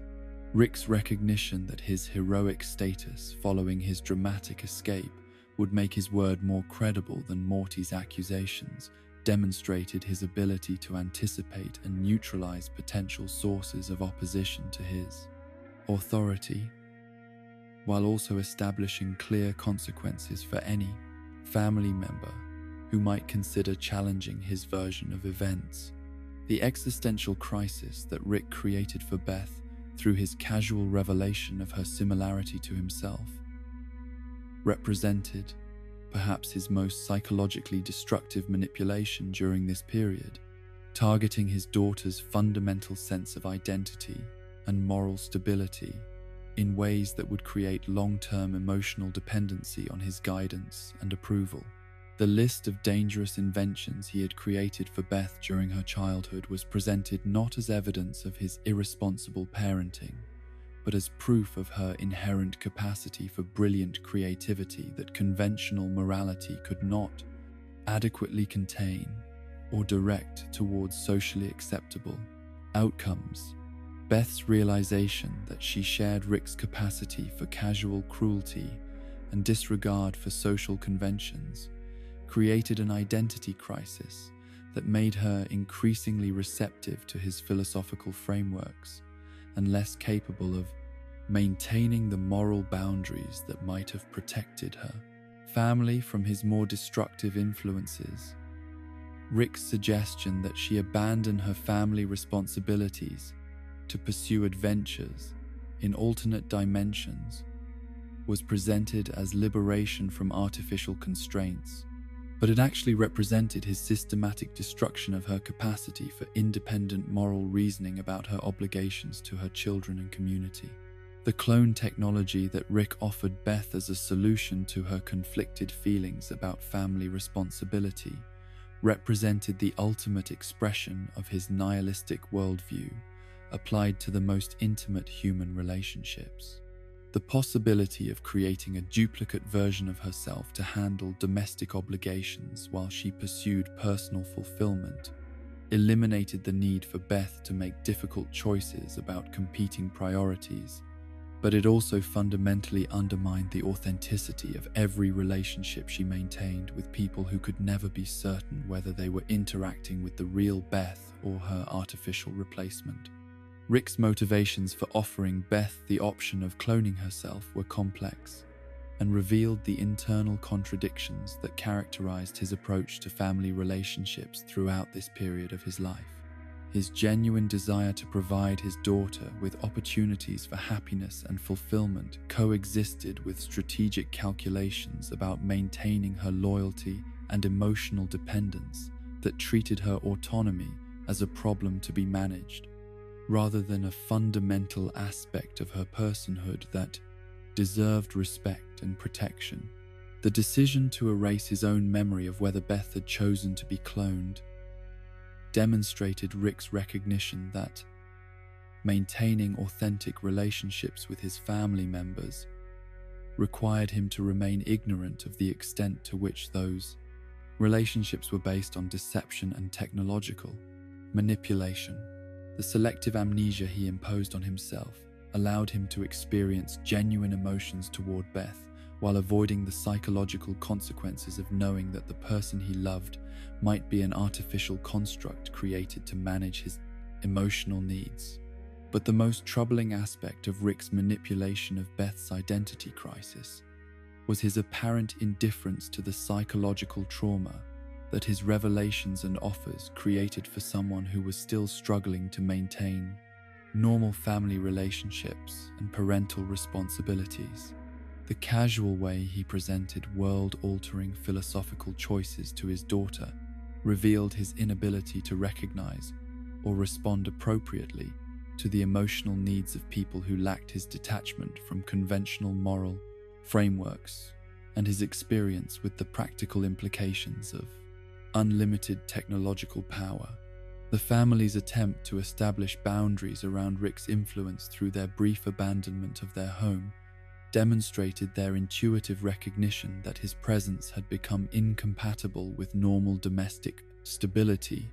but also revealed their fundamental inability to maintain independence from someone whose capabilities and strategic thinking exceeded anything they could counter through conventional means. Their hiding place was easily discovered by Rick, who treated their attempt at autonomy as a minor inconvenience rather than a legitimate expression of concern about his impact on their welfare and security. Rick's response to his family's attempt to establish independence revealed both his emotional investment in maintaining their relationships and his complete inability to respect boundaries that conflicted with his preferences about how those relationships should function. The gun he brought to their confrontation was ostensibly intended for Jerry, but its presence served to remind everyone that Rick's affection for them was conditional on their continued acceptance of his authority, and that resistance to his control could have potentially lethal consequences. The negotiation that returned Rick to his position as the family's patriarch was conducted on terms that acknowledged his superior power, while creating the illusion that other family members retained meaningful influence over major decisions affecting their collective welfare. But the underlying dynamic remained unchanged. Rick would continue to manipulate their choices through superior knowledge and technological capabilities, while they would continue to provide him with the emotional connections he needed to maintain psychological stability in the face of his growing awareness that his multiversal perspective made normal human relationships increasingly difficult to sustain. The philosophical discussions that Rick conducted with his family during this period revealed his growing sophistication in using abstract intellectual frameworks to justify concrete actions that served his personal interests while appearing to address universal questions about the nature of meaning and morality in an apparently indifferent universe. His nihilistic worldview was presented not as a personal psychological defense mechanism, but as objective truth that his superior intelligence had enabled him to recognize, while others remained trapped in comforting illusions about the significance of individual choices and relationships. But perhaps the most disturbing aspect of Rick's psychological development during this period was his apparent satisfaction with the level of control he had achieved over his family's emotional and practical lives, combined with his complete lack of interest in using his capabilities to address the fundamental sources of unhappiness and instability that made such control seem necessary. The problems that plagued his relationships with Beth, Jerry, and the children were often problems he had created through his own actions and choices, but his solutions invariably involved greater manipulation rather than acknowledgement of his role in creating the difficulties he claimed to be solving. The pattern that emerged from Rick's interactions with his family during the post-Federation period established the template for his approach to all subsequent relationships: sophisticated psychological manipulation disguised as protection and guidance, technological solutions to problems that required emotional intelligence and genuine care, and systematic erosion of other people's autonomy, justified through claims about his superior understanding of their real interests and needs. The man who had once genuinely loved his original family had become someone who could simulate love convincingly enough to maintain relationships that served his psychological needs while remaining fundamentally incapable of the reciprocal vulnerability and respect that healthy family bonds required. As Rick consolidated his control over his adopted family's emotional and practical lives, he established the foundation for years of increasingly elaborate adventures and crises that would test both his ability to maintain their loyalty and his capacity to protect them from threats that his own actions had created or attracted. The balance between genuine care and calculated manipulation that characterized his relationships during this period would prove unsustainable as external pressures and internal contradictions eventually forced confrontations that no amount of strategic thinking or technological superiority could resolve through continued deception and control. The revelation of Evil Morty's true nature and ultimate objectives represented the most profound challenge to Rick's understanding of himself and his place in the infinite multiverse that he had encountered since beginning his hunt for Rick Prime decades earlier. The existence of a Morty who had not only survived prolonged exposure to Rick's corrupting influence, but had actually evolved beyond his normal limitations to become a threat to the entire structure of interdimensional civilization, forced Rick to confront uncomfortable questions about his own role in creating the very monsters he claimed to be protecting his family from. The mystery of Evil Morty's identity had haunted Rick since their first encounter at the Citadel, when the supposed sidekick of Evil Rick had revealed himself to be the actual mastermind behind a campaign of systematic torture and murder that exceeded anything Rick himself had conceived during his own years of multiversal violence. The sophisticated understanding of Rick's psychology that Evil Morty had demonstrated, combined with his apparent immunity to the moral constraints that limited other Mortys, suggested capabilities that no normal grandson should have been able to develop regardless of the traumatic circumstances that might have shaped his development. The brain scan that Evil Morty had conducted during Rick's capture had provided him with complete access to Rick's memories, knowledge, and psychological patterns, but more importantly had revealed the existence of the central finite curve the dimensional barrier that Rick had constructed to isolate all realities where he was the smartest person in the universe from the infinite expanse of dimensions where his intellectual superiority was not guaranteed. This discovery transformed Evil Morty's understanding of his situation from local conflict with a particularly dangerous Rick to recognition that he was imprisoned within a cosmic-scale manifestation of Rick's narcissism and need for control. The central finite curve represented perhaps Rick's most audacious and psychologically revealing achievement, a technological monument to his inability to accept the possibility that infinite realities might contain versions of existence where his genius was not the dominant force shaping events and outcomes. The mathematical complexity required to identify and isolate all dimensions where Rick Sanchez was the smartest being exceeded anything that normal human intelligence should have been capable of conceiving. But the project also revealed the fundamental insecurity and need for validation that motivated even Rick's most impressive scientific accomplishments. The construction of the dimensional barrier had required Rick to survey infinite realities and categorize them according to criteria that placed his own intellectual capabilities at the center of universal significance, creating a prison that confined not just himself but every other conscious being within the selected dimensions to existence within Rick's carefully curated version of reality. The billions of Mortys, Beths, Jerrys, and Summers who lived within the central finite curve were unknowing prisoners in a cosmic-scale experiment designed to ensure that Rick would never have to confront evidence of his own intellectual limitations or moral failures.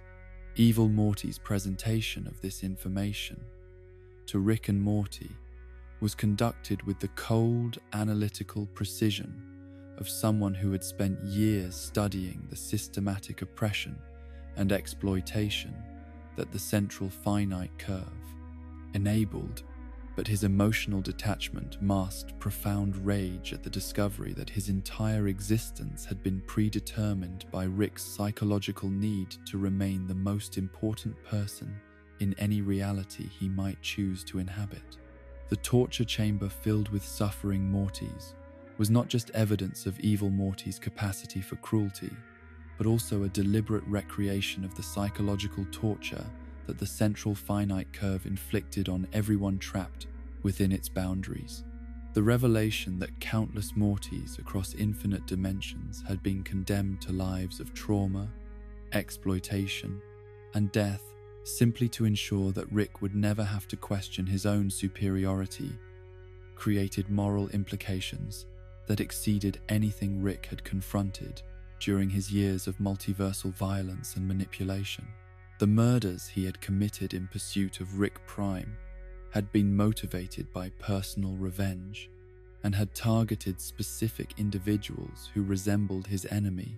but the central finite curve represented systematic oppression of entire populations who had never threatened Rick in any way, but whose suffering was necessary to maintain his illusion of cosmic significance. Rick's response to Evil Morty's revelations was characteristically defensive, focusing on technical justifications for the central finite curve's existence rather than acknowledging the moral implications of imprisoning infinite populations to serve his psychological needs. His arguments about protecting reality from chaos and providing stability for interdimensional civilization were transparent rationalizations that ignored the fundamental violation of autonomy and consent that the barrier represented, while his dismissal of Evil Morty's concerns as naive idealism revealed his inability to engage seriously with criticism of his most ambitious projects. But beneath Rick's defensive responses lay growing recognition that Evil Morty's accusations contained uncomfortable elements of truth that his normal strategies of intellectual superiority and emotional detachment could not adequately address. The systematic nature of the oppression that the central finite curve enabled was undeniable, and Rick's role as its architect made him responsible for forms of suffering that exceeded in scope and duration anything that Rick Prime had inflicted on individual families. The moral complexity of his position as both protector of his chosen family and oppressor of countless other families across infinite realities created cognitive dissonance that no amount of rationalization could completely resolve. Evil Morty's plan to destroy the central finite curve and escape into the broader multiverse represented not just a threat to Rick's security, but a fundamental challenge to the philosophical framework that had enabled him to function, despite the contradictions inherent in his simultaneous roles as loving grandfather and cosmic-scale tyrant. The possibility that someone with intimate knowledge of Rick's psychology and capabilities might succeed in exposing him to dimensions where his intellectual superiority was not guaranteed created existential anxiety that transcended normal concerns about physical safety or material resources. The countdown to the central finite curve's destruction was accompanied by systematic revelation of Rick's deepest secrets and most carefully guarded vulnerabilities, as Evil Morty used his stolen knowledge of Rick's psychology to maximum advantage in undermining both Rick's self-image and his relationship with Morty. The brain scan footage that showed Rick's casual disposal of Morty corpses across multiple dimensions was presented not just as evidence of Rick's callousness, but as proof that even his most important relationships were ultimately expendable when they conflicted with his broader objectives or personal convenience. Morty's reaction to learning the full scope of Rick's deception and manipulation was complicated by years of emotional investment in their relationship and growing recognition that his own development had been shaped by exposure to Rick's nihilistic worldview and casual disregard for conventional morality. The grandson who had once been traumatized by burying his own corpse now faced evidence that such experiences were routine aspects of his relationship with Rick, rather than exceptional circumstances that required special consideration or emotional processing. The philosophical questions that Evil Morty raised about the nature of identity and meaning within the central finite curve resonated with Morty's growing understanding of his own situation as someone whose significance in Rick's life was based not on unique personal qualities but on his utility as an emotional anchor and adventure companion who could be replaced when necessary. The revelation that countless other Mortys had served similar functions for their respective Ricks across infinite dimensions undermined any sense that his relationship with Rick was special or irreplaceable. In ways that transcended purely practical considerations, Evil Morty's escape through the breach in the central finite curve was accomplished with technological sophistication that exceeded Rick's own capabilities, while also demonstrating strategic thinking that had anticipated and countered every defensive measure Rick might have attempted to implement. The systematic nature of Evil Morty's preparations for his departure revealed planning that had extended over years of apparent cooperation with the Citadel, while secretly developing the resources and knowledge necessary to achieve complete independence from the Rick-dominated multiverse. The destruction that accompanied the central finite curve's collapse was not merely collateral damage from Evil Morty's escape, but deliberate punishment for the Ricks who had participated in maintaining the dimensional prison that had confined him throughout his development from normal grandson to cosmic-scale threat. The deaths of countless Ricks and the destruction of their technological infrastructure represented both practical elimination of potential pursuers and symbolic rejection of the entire civilization that Ricks had built around their assumed intellectual superiority. Rick and Morty's narrow escape from the collapsing Citadel provided them with direct experience of the chaos and destruction that resulted from challenging the fundamental structures that had organized their existence for years, but also forced them to confront the reality that their relationship had been built on foundations of deception and manipulation that could no longer be sustained through continued denial or rationalization. The destruction of Rick's portal fluid supplies eliminated his ability to easily travel between dimensions, while also symbolically severing his connection to the technological superiority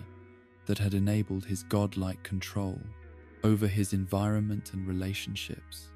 The aftermath of the central finite curve's destruction left Rick and Morty stranded in a reality that might no longer conform to the rules and assumptions that had governed their previous adventures, while also forcing them to rebuild their relationship on more honest foundations that acknowledged the extent to which Rick's need for control and validation had corrupted his capacity for genuine emotional connection. The man who had once been motivated by love for his family had become someone whose love was inseparable from need for dominance, creating relationships that served his psychological requirements while systematically undermining the autonomy and development of the people he claimed to care about. Evil Morty's final words, before disappearing into the broader multiverse, served both as explanation for his actions and as indictment of the entire structure of Rick-dominated reality that had shaped his development from innocent child into something capable of matching Rick's own capacity for systematic violence and emotional manipulation. His observation that everyone eventually becomes evil from Rick's perspective within the central finite curve was not just philosophical commentary, but practical analysis based on years of observation and experience with the central finite curve, corrupting influence of Rick's worldview on everyone exposed to it for extended periods. The recognition that Evil Morty's transformation from victim to victimizer followed patterns similar to Rick's own evolution from grieving family man to multiversal tyrant created uncomfortable parallels that Rick could not dismiss through his normal strategies of intellectual superiority and emotional detachment. The possibility that his relationship with his current Morty might be following similar trajectories toward mutual corruption and eventual conflict forced Rick to confront questions about his influence on the people he loved that he had successfully avoided through years of rationalization and selective attention to evidence. The philosophical implications of Evil Morty's revelations extended beyond immediate concerns about Rick and Morty's relationship to encompass fundamental questions about the nature of heroism and villainy in contexts where unlimited power made normal moral categories inadequate for evaluating behavior and motivations. The recognition that Rick's protection of his family required systematic oppression of countless other families across infinite dimensions created moral paradoxes that could not be resolved through conventional ethical frameworks or simple appeals to utilitarian calculations about greater goods and necessary evils. The collapse of the central finite curve represented not just the destruction of Rick's most ambitious technological achievement, but also the end of his ability to maintain the illusion that his superior intelligence justified his casual disregard for other people's autonomy and welfare. The barrier that had protected him from encountering evidence of his own limitations and failures was gone, leaving him exposed to forms of accountability and consequence that he had successfully avoided for decades through careful curation of his experiential environment. As Rick and Morty faced the prospect of rebuilding their lives in a multiverse where Rick's intellectual superiority was no longer guaranteed and his technological advantages had been severely compromised, they also faced the challenge of developing new forms of relationship that acknowledged the extent to which their previous adventures had been enabled by systematic oppression of others and casual disregard for the welfare of anyone outside their immediate circle. The love that connected them remained real despite the deceptions and manipulations that had shaped its development, but its continuation would require fundamental changes in how Rick understood his role as protector and mentor. The stage was set for a new phase in their relationship that would test whether Rick's capacity for genuine emotional connection could survive the loss of the technological superiority and dimensional isolation that had enabled his previous approach to family relationships, while also determining whether Morty's developing moral consciousness could find ways to value his grandfather without accepting the philosophical frameworks that had justified years of multiversal tyranny disguised as protection, guidance. The catastrophic failure of portal travel technology that followed evil Morty's destruction of the central finite curve created unprecedented chaos across the multiverse. But for Rick Sanchez, the immediate consequence was far more personal and devastating than the collapse of interdimensional civilization. The portal reset that scattered him, Morty, and Jerry back to their respective original dimensions represented not just a temporary inconvenience, but a forced confrontation with the fundamental lies that had sustained Rick's psychological equilibrium for decades since he first began his hunt for Rick Prime. Rick's arrival in his original dimension after more than 30 years of multiversal exile was marked by the same red rocks and familiar geography that he remembered from his life with Diane and Beth, but the landscape had been transformed by his own actions during the period of desperate grief and rage that had followed their murders. The time loop that he had constructed to preserve the final day of his family's existence had continued operating automatically during his absence, trapping the consciousness of every person in his home dimension in an endless repetition of the 24 hours that had ended, with the portal bomb destroying everything he had ever loved. The artificial intelligence version of Diane that Rick discovered haunting his abandoned garage was not the gentle, supportive woman he remembered from their brief marriage,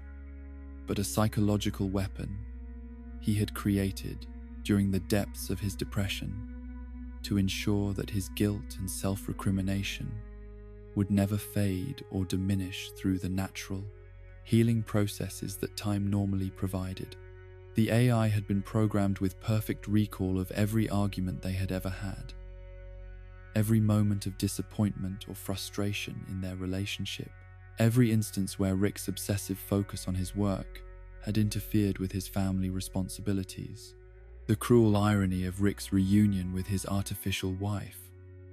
was that she possessed all of Diane's intelligence and insight,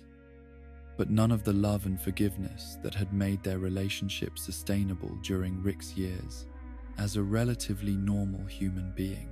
The ghost in his machines was designed to torment him with reminders of his failures as a husband and father, while offering no possibility of reconciliation or emotional healing, creating a perfect psychological prison that had continued operating during his decades of absence to ensure that his return would be as painful as possible. The revelation that everyone in his original dimension had been aging normally, while their minds remained trapped in temporal repetition, created a horror that exceeded even Rick's extensive experience with the consequences of uncontrolled scientific experimentation. The people he had known as neighbors, friends, and colleagues had spent 30 years growing old, while their consciousness remained fixed on the day his family died, their bodies deteriorating while their minds experienced the same conversations, the same meals, the same routine activities in endless succession without variation or the possibility of forming new memories. Rick's solution to the problem he had created through his time loop technology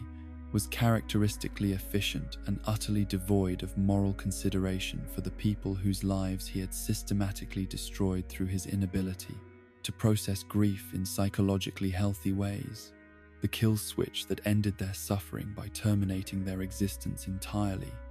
was presented as mercy rather than murder, but the casual way he activated the device revealed how completely his years of multiversal travel had severed his connection to normal human empathy and moral reasoning. The elimination of his original dimension's population served multiple practical purposes beyond ending their temporal imprisonment. It removed potential witnesses to Rick's past actions and motivations, while also clearing the way for him to use the dimension as a base of operations, without having to maintain the exhausting deception that had characterized his relationships with his adopted family. But perhaps more importantly, it demonstrated his continuing inability to accept responsibility for the consequences of his own choices, without immediately seeking technological solutions that eliminated problems through destruction rather than addressing their underlying causes. Rick's departure from his sterilized original dimension in search of Morty represented not genuine concern for his grandson's welfare, but rather recognition that his psychological stability remained dependent on maintaining relationships that provided him with purpose and emotional anchoring in realities that his cosmic perspective had rendered essentially meaningless. The attachment he felt to Morty was real, but was also instrumentalized in ways that treated the boy as a therapeutic tool rather than an autonomous person deserving of protection and guidance based on his own needs and interests. The reunion with Morty in the post-apocalyptic dimension they had abandoned years earlier during the love potion disaster provided both Rick and his grandson with direct confrontation with the long-term consequences of Rick's casual attitude toward dimensional abandonment and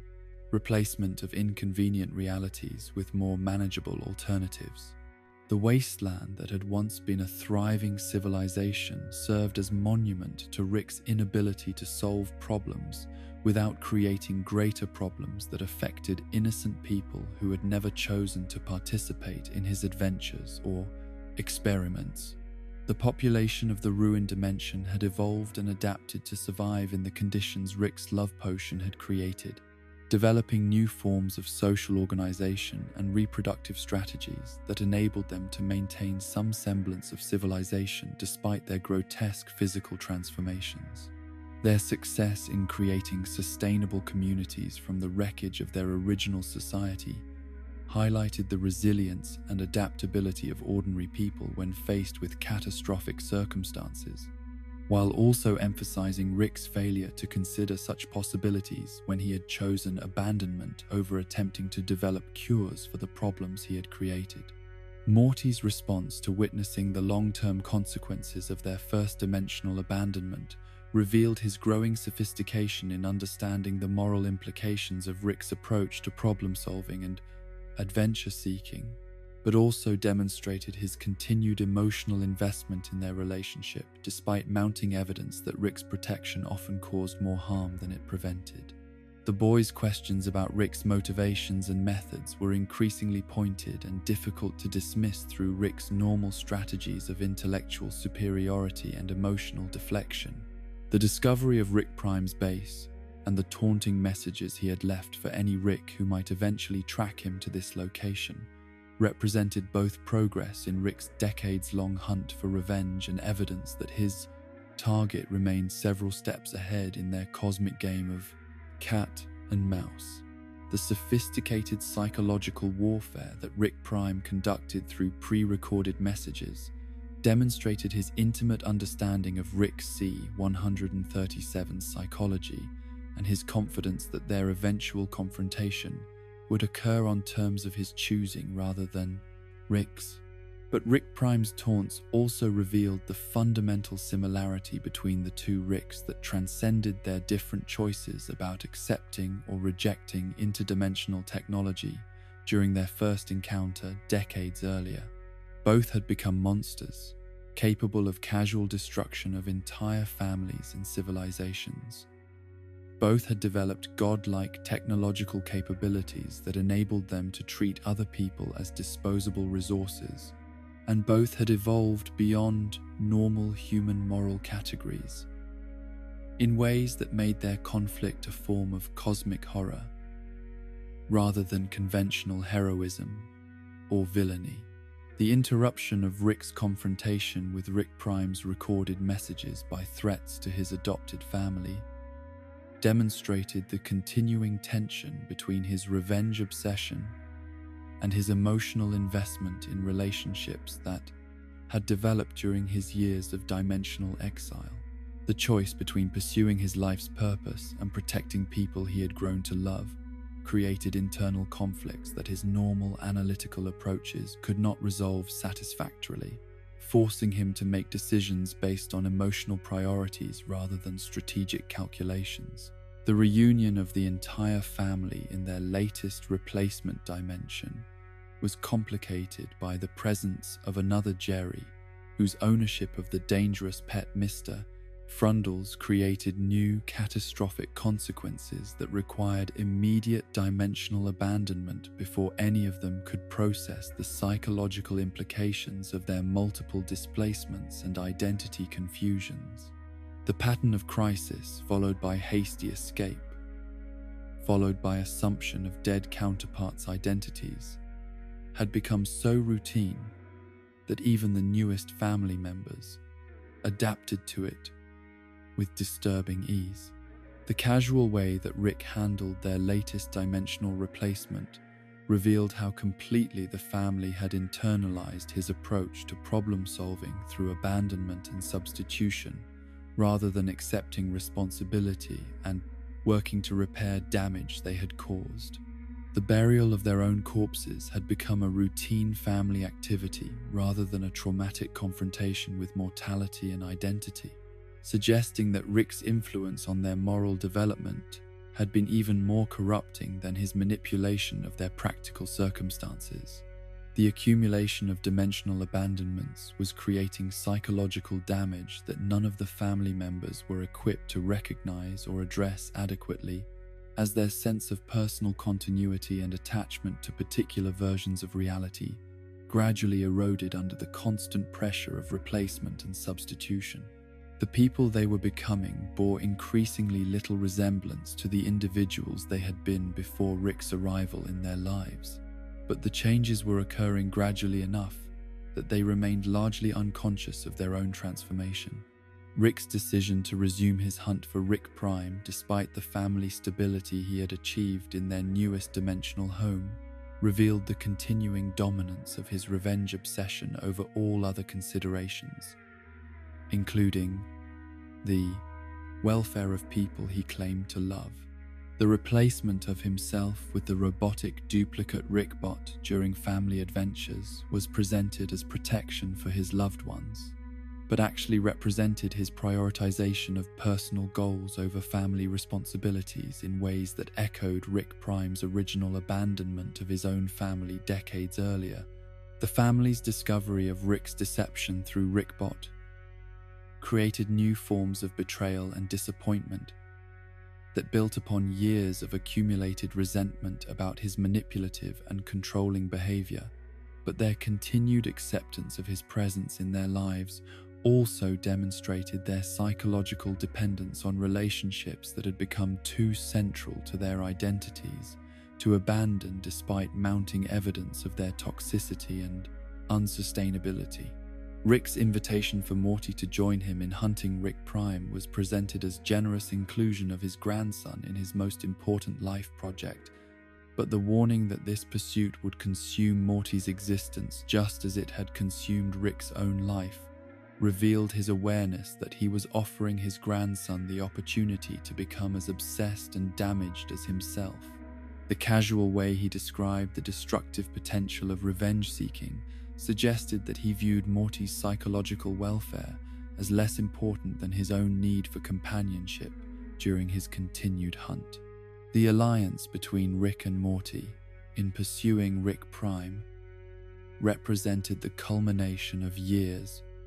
of gradual corruption of their relationship, from protective mentorship to mutual enabling of increasingly dangerous and morally questionable activities. The grandfather who had once sought to provide his grandson with educational adventures had become someone who viewed Morty's participation in cosmic-scale violence as natural evolution of their bond rather than evidence of his failure to protect the boy's innocence and moral development. As Rick and Morty prepared to resume their hunt for Rick Prime with renewed intensity and purpose, they carried with them the accumulated psychological damage of years spent abandoning realities when they became inconvenient and replacing relationships when they became complex or challenging. The pattern of escape and substitution that had enabled them to avoid confronting the long-term consequences of their choices had created internal contradictions and moral blind spots that made them increasingly capable of justifying actions that their earlier selves would have found inconceivable. The stage was set for the final confrontation between Rick and his multiversal nemesis, but also for the reckoning with decades of choices that had transformed both grandfather and grandson into versions of themselves that bore little resemblance to the people they had been before their relationship began. The hunt for Rick Prime would test not just their capabilities and determination, but also their capacity to retain any connection to the human values and emotional authenticity that had once made their adventures meaningful rather than simply destructive exercises in cosmic-scale violence and revenge. The convergence of forces that would finally bring Rick Prime within reach of the vengeance that had consumed Rick C-137 for over 3 decades began not with careful planning or strategic brilliance, but with the unexpected return of Evil Morty, whose escape beyond the central finite curve had provided him with knowledge and capabilities that exceeded anything Rick had imagined possible. The alliance that formed between Rick, Morty, and their former enemy was born not from trust or shared values, but from mutual recognition that Rick Prime represented a threat to all of them that transcended their previous conflicts and philosophical differences. Evil Morty's reappearance in Rick's life was accompanied by evidence of his transformation during his time in the unrestricted multiverse, where exposure to realities beyond Rick's carefully curated selection had expanded his understanding of power and possibility, while also revealing the true scope of Rick Prime's activities across infinite dimensions.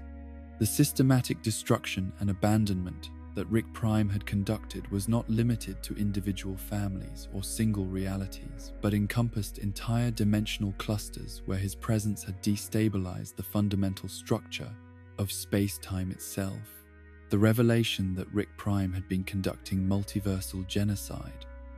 on a scale that dwarfed even Rick C-137's own campaign of revenge transformed their personal conflict from a quest for individual justice into something approaching cosmic significance. The evidence that Evil Morty presented showed that Rick Prime had developed techniques for eliminating not just individual people but entire categories of existence, systematically destroying every version of Diane across infinite realities to ensure that no Rick anywhere could experience the happiness that Rick Prime himself had chosen to abandon. Rick's response to learning that his wife had been murdered across every possible dimension was complicated by his growing recognition that his own years of multiversal violence had prepared him to understand and even appreciate the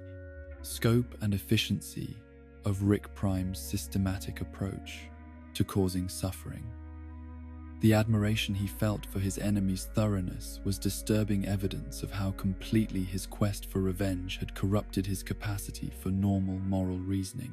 transforming him into someone who could evaluate genocide in terms of its technical achievement rather than its impact on innocent victims. The trap that Rick Prime had constructed for his hunters was elegant in its psychological sophistication, exploiting their personal motivations and emotional vulnerabilities, while also demonstrating technological capabilities that exceeded anything the combined resources of the Citadel had ever achieved. The arena where multiple Ricks competed for the right to reclaim their murdered wives was designed not just to eliminate potential threats, but to force Rick's victims to participate in their own degradation by making them complicit in each other's destruction. The other Ricks who had been drawn into Rick Prime's final gambit were recognizably versions of Rick C-137 himself, but their experiences with loss and revenge had shaped them in different directions that revealed the range of possible responses to the trauma that Rick Prime specialized in inflicting. Some had become more violent and ruthless than Rick C-137, while others had retained greater connection to their humanity despite their suffering, creating a spectrum of moral development that highlighted how Rick's particular choices had been neither inevitable nor necessarily optimal. The competitive dynamic that Rick Prime established among his hunters served multiple strategic purposes beyond simple elimination of threats to his security. The requirement that the surviving Rick would earn the right to resurrect his Diane created psychological pressure that made cooperation between the hunters nearly impossible, while also ensuring that victory would be achieved through betrayal and murder of people who shared identical trauma and motivation. The winner would not just defeat his enemies, but would also bear responsibility for destroying other versions of himself who deserved resurrection as much as he did. Rick C-137's decision to reject the competitive framework and work with evil Morty to escape the trap represented a rare moment of moral clarity in his decades-long descent toward complete nihilism, but his motivation was strategic rather than ethical. The recognition that Rick Prime's game was designed to corrupt its participants while also eliminating them made cooperation the only rational choice, regardless of whether such cooperation aligned with more admirable human values like solidarity and mutual aid. The escape from Rick Prime's psychological trap required Rick to acknowledge his dependence on both Morty and evil Morty in ways that challenged his sense of intellectual superiority and autonomous capability. The solution to their predicament could not be achieved through Rick's individual genius, but required coordination and mutual support that forced him to treat others as partners rather than tools or obstacles to be managed according to his preferences and objectives. Evil Morty's acquisition of the black goo that would eventually lead them to Rick Prime's location was accomplished through methods that demonstrated his evolution into something approaching Rick's own level of casual moral flexibility, but his willingness to share crucial intelligence with his former enemies also revealed strategic thinking that prioritized long-term objectives over immediate personal advantages. The alliance remained fragile and temporary, but it was also more genuine than most relationships Rick had maintained during his years of multiversal exile. The tracking technology that Rick developed from the black goo samples represented perhaps his most sophisticated application of interdimensional physics since his original development of portal travel, but the scientific achievement was overshadowed by his growing recognition that the confrontation with Rick Prime would likely be his last significant act regardless of its outcome. The decades he had spent preparing for revenge had transformed him into someone who was no longer capable of finding meaning or purpose in ordinary existence, making the success of his mission psychologically necessary, but also potentially fatal to his continued motivation for living. Rick Prime's base dimension was a monument to technological achievement, unconstrained by any consideration for aesthetics, sustainability, or the welfare of beings who might be affected by the massive industrial complex that Rick Prime had constructed to serve his multiversal activities. The scale of the operation exceeded anything that individual genius should have been able to accomplish, suggesting that Rick Prime had developed methods for exploiting the resources and labor of entire civilizations in pursuit of projects that served only his own amusement and psychological needs. The defense systems that protected Rick Prime's stronghold were designed not just to eliminate intruders, but to provide their creator with entertainment through the systematic torture and humiliation of anyone foolish enough to challenge his security. The automated weapons and traps demonstrated the same casual cruelty that characterized Rick Prime's treatment of families and individuals, but on a scale that transformed sadism into a kind of cosmic force that threatened the stability of reality itself, wherever Rick Prime chose to establish his presence. The final confrontation between Rick C-137 and Rick Prime was conducted in an environment that Rick Prime had designed specifically to maximize his psychological advantages while minimizing any possibility that his enemies might achieve quick or easy victory. The industrial complex surrounding their battlefield was filled with the machinery and infrastructure that Rick Prime used to conduct his multiversal activities, creating a setting that emphasized his superior resources and long-term planning, while highlighting Rick C-137's status as a reactionary force responding to initiatives rather than controlling events. Rick Prime's casual revelation that he had murdered Uncle Slow during their conversation demonstrated both his continuing commitment to causing psychological pain and his confidence that Rick C-137's emotional responses could be manipulated to create tactical disadvantages during their physical confrontation. The death of someone Rick cared about served no strategic purpose except to prove that Rick Prime retained the ability to destroy anything Rick valued, reinforcing the power dynamic that had defined their relationship since Rick Prime's original murder of Diane and Beth decades earlier. The psychological warfare that Rick Prime conducted during their fight was more sophisticated and damaging than any physical violence he might have inflicted, targeting Rick's deepest insecurities and most carefully guarded vulnerabilities while also highlighting the futility of revenge as a source of meaning or satisfaction. Rick Prime's observations about Rick's choices and priorities were devastating precisely because they contained elements of truth that Rick had spent decades avoiding through action and distraction rather than honest self-reflection. The intervention of Evil Morty at the crucial moment when Rick Prime seemed likely to achieve final victory was accomplished through deception and misdirection that exploited Rick Prime's overconfidence and his tendency to underestimate the capabilities of supposedly inferior beings. The eye patch switch that confused Rick Prime about which Morty he was facing demonstrated Evil Morty's strategic sophistication while also providing him with the opportunity to acquire Rick Prime's knowledge and capabilities for his own use. Evil Morty's decision to steal Rick Prime's memories and technological secrets before allowing Rick C-137 to complete his revenge was motivated not by altruism or desire to help Rick achieve satisfaction, but by recognition that Rick Prime's knowledge represented resources that could be used to prevent other Ricks from achieving similar levels of destructive capability. The brain extraction was conducted with clinical efficiency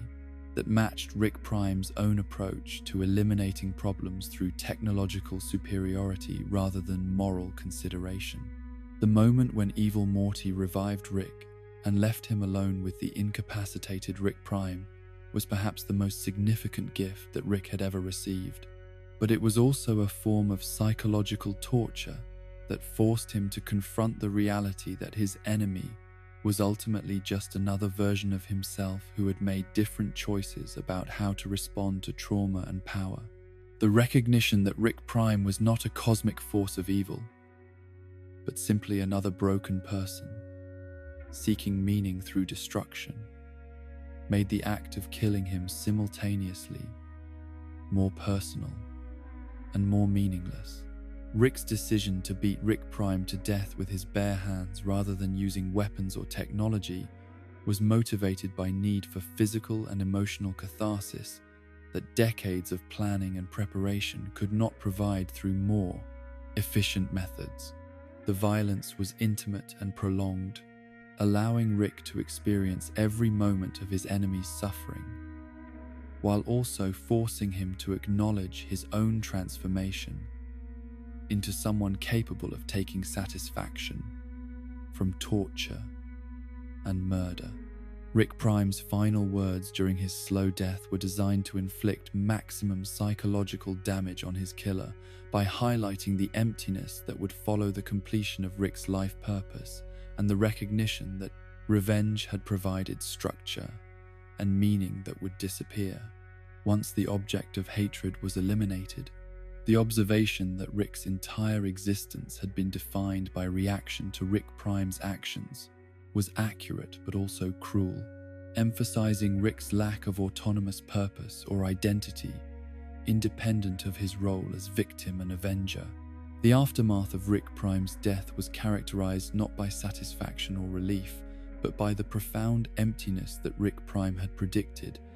as Rick discovered that the completion of his decades-long quest had eliminated the primary source of meaning and direction in his life, without providing any replacement purpose or goal that seemed worth pursuing. The psychological void that opened up in the absence of his revenge obsession threatened to consume what remained of his capacity for engagement with existence and relationships. Evil Morty's final warning about his own capabilities and intentions served both as explanation for his assistance and as threat about potential future conflicts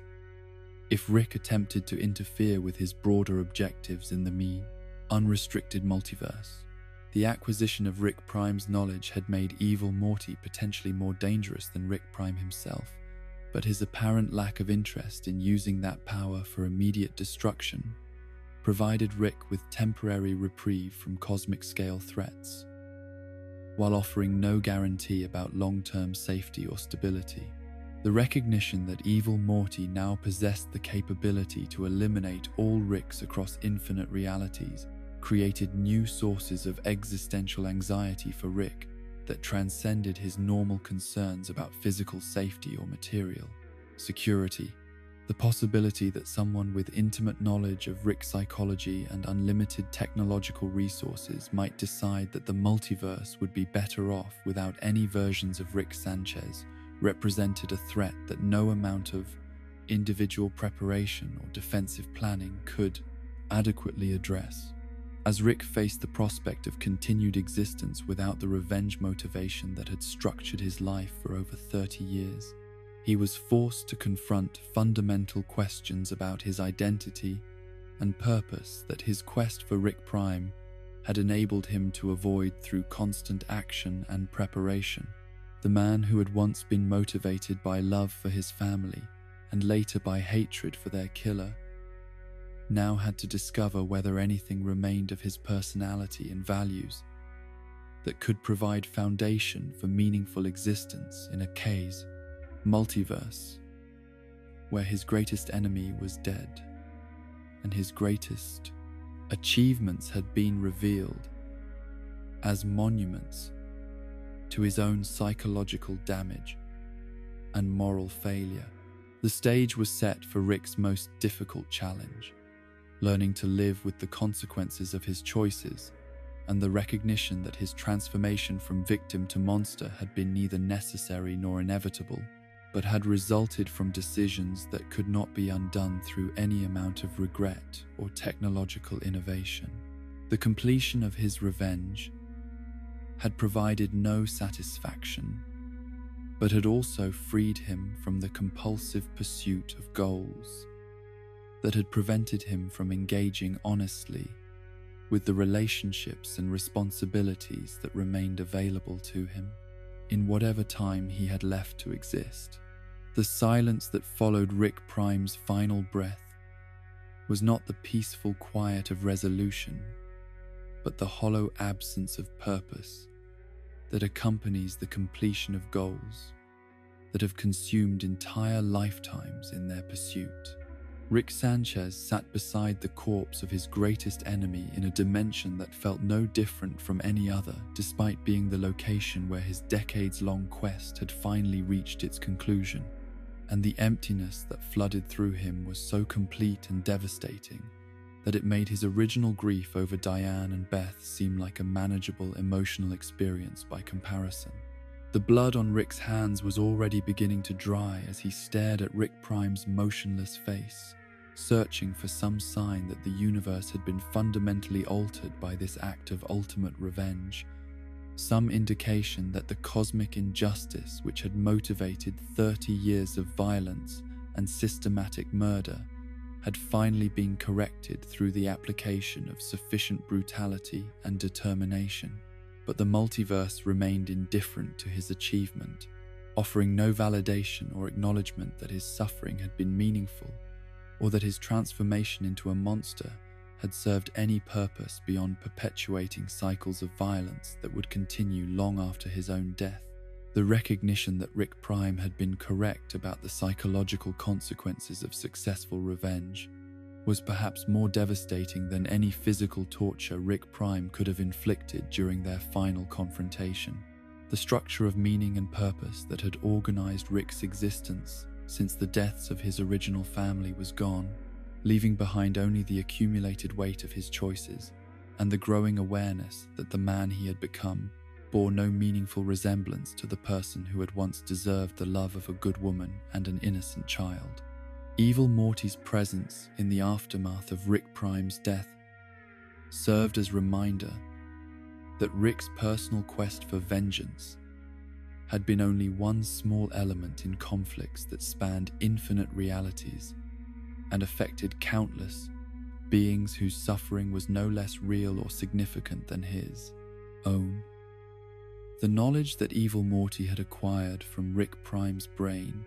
represented power that could reshape the fundamental structure of the multiverse, but it also represented the continuation of patterns of exploitation and control that Rick's revenge had done nothing to interrupt or challenge. The threat that Evil Morty posed through his acquisition of Rick Prime's memories and technological capabilities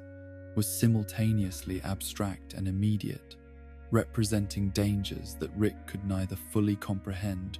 nor effectively counter through his normal strategies of superior planning and technological innovation. The possibility that someone with complete understanding of Rick's psychology might decide that the multiverse would be better off without any Rick's created existential anxiety that transcended normal concerns about personal safety or the welfare of his chosen family. But perhaps more troubling than Evil Morty's potential for cosmic destruction was his casual observation that Rick's decades-long transformation into an instrument of revenge had been entirely predictable and essentially meaningless within the broader context of multiversal conflict. The suggestion that countless other Ricks had followed similar paths from trauma to obsession to hollow victory implied that Rick's experience was neither unique nor particularly significant, reducing his life's work to another example of psychological patterns that played out across infinite dimensions with tedious regularity. Rick's attempt to process the implications of Evil Morty's warnings was complicated by his growing recognition that the intellectual frameworks he had developed to understand and manipulate reality were inadequate for addressing questions about meaning and purpose that transcended technical problems or strategic objectives. The same analytical capabilities that had enabled him to crack the secrets of interdimensional travel and develop weapons capable of eliminating entire populations provided no guidance for determining what he should do with the remainder of his existence now that his primary motivation had been eliminated. The return journey to his adopted family was conducted in mechanical autopilot mode as Rick's consciousness struggled to engage with immediate practical concerns while processing the psychological aftermath of achieving goals that had structured his identity for longer than most human beings. Lived entire lifespans, the familiar routines of portal travel and dimensional navigation felt hollow and purposeless without the underlying framework of revenge that had previously given direction and meaning to his movements through the multiverse. Morty's questions about Rick's emotional state and the success of their mission received responses that were technically accurate, but revealed Rick's complete inability to translate his experiences into terms that would be comprehensible to someone who had not spent decades transforming himself into something approaching a cosmic force of destruction. The boy's obvious concern for his grandfather's welfare was touching, but also highlighted the gulf that existed between Rick's inner reality and the emotional needs of people who still retained connection to normal human values and priorities. The family celebrations that welcomed Rick's return from his successful hunt for Rick Prime were painful reminders of the life he had built through deception and manipulation, while pursuing goals that his loved ones could never fully understand or approve of if they knew the complete truth about his methods and motivations. Beth's pride in her father's achievements was based on incomplete information about what those achievements had required and what they had cost in terms of innocent lives and moral compromises that could never be adequately justified or forgiven. Rick's attempts to resume normal family relationships and routine adventure activities were handicapped by his growing recognition that the personality traits and emotional responses that had enabled him to function as a protective grandfather were inseparable from the same psychological structures that had driven his campaign of multiversal violence. The love he felt for Morty and Beth was genuine, but was also contaminated by the same need for control and validation that had motivated his systematic murder of alternate versions of himself across countless dimensions. The philosophical questions that had always lurked beneath the surface of Rick's scientific pursuits now demanded attention that his previous obsession with revenge had enabled him to defer indefinitely.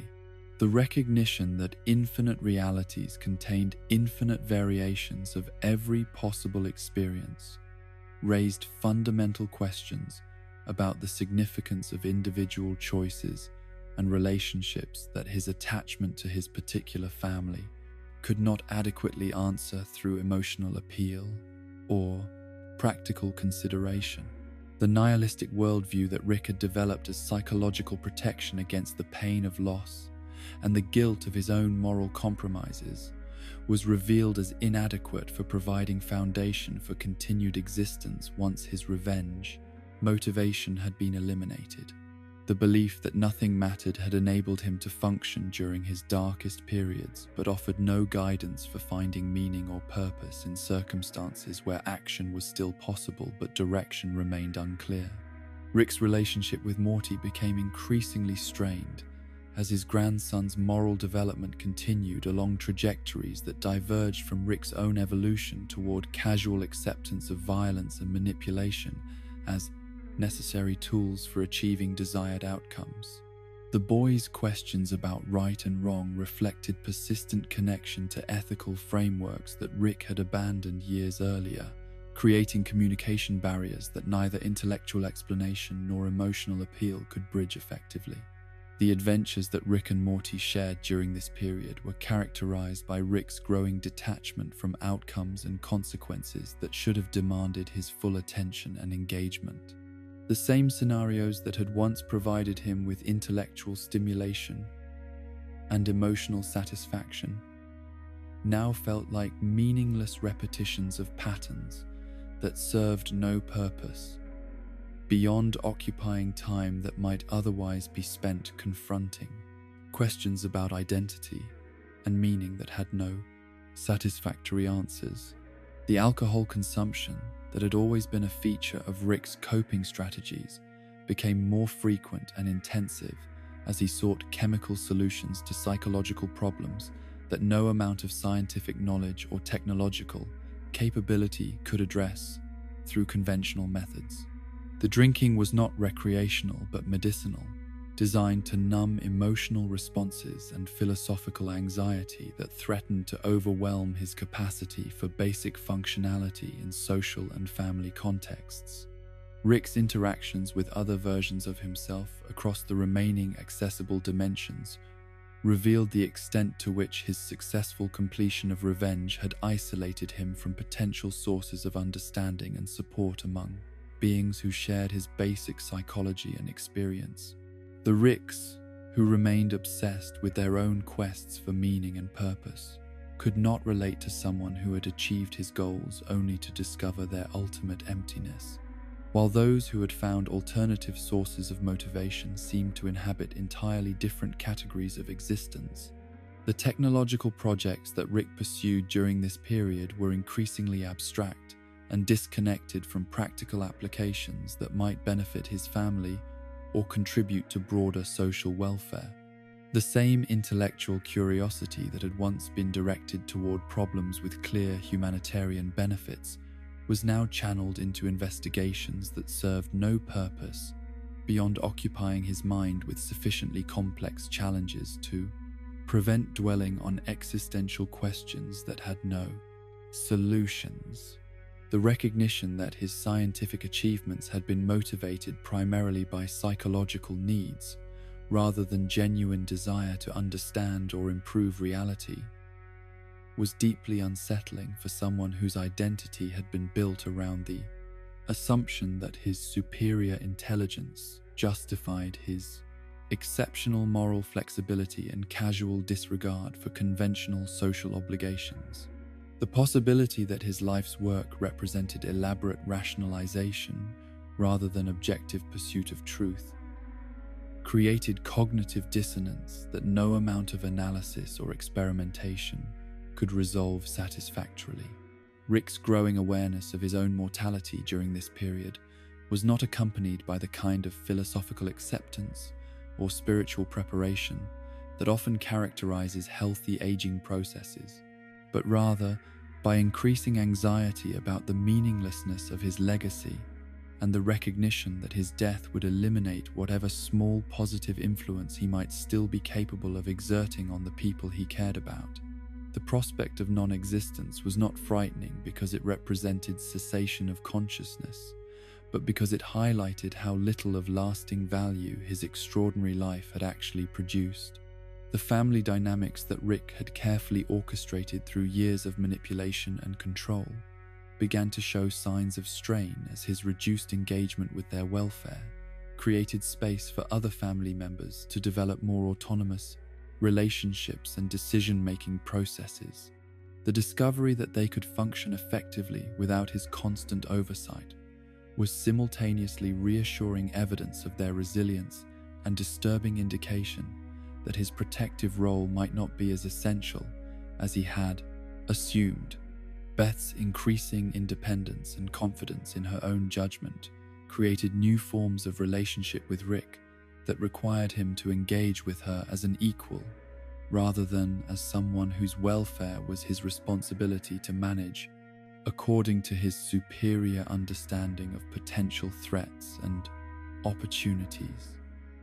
The adjustment was difficult for someone whose sense of purpose and identity had been built around assumptions about other people's need for his protection and guidance. The philosophical conversations that Rick began having with his family during this period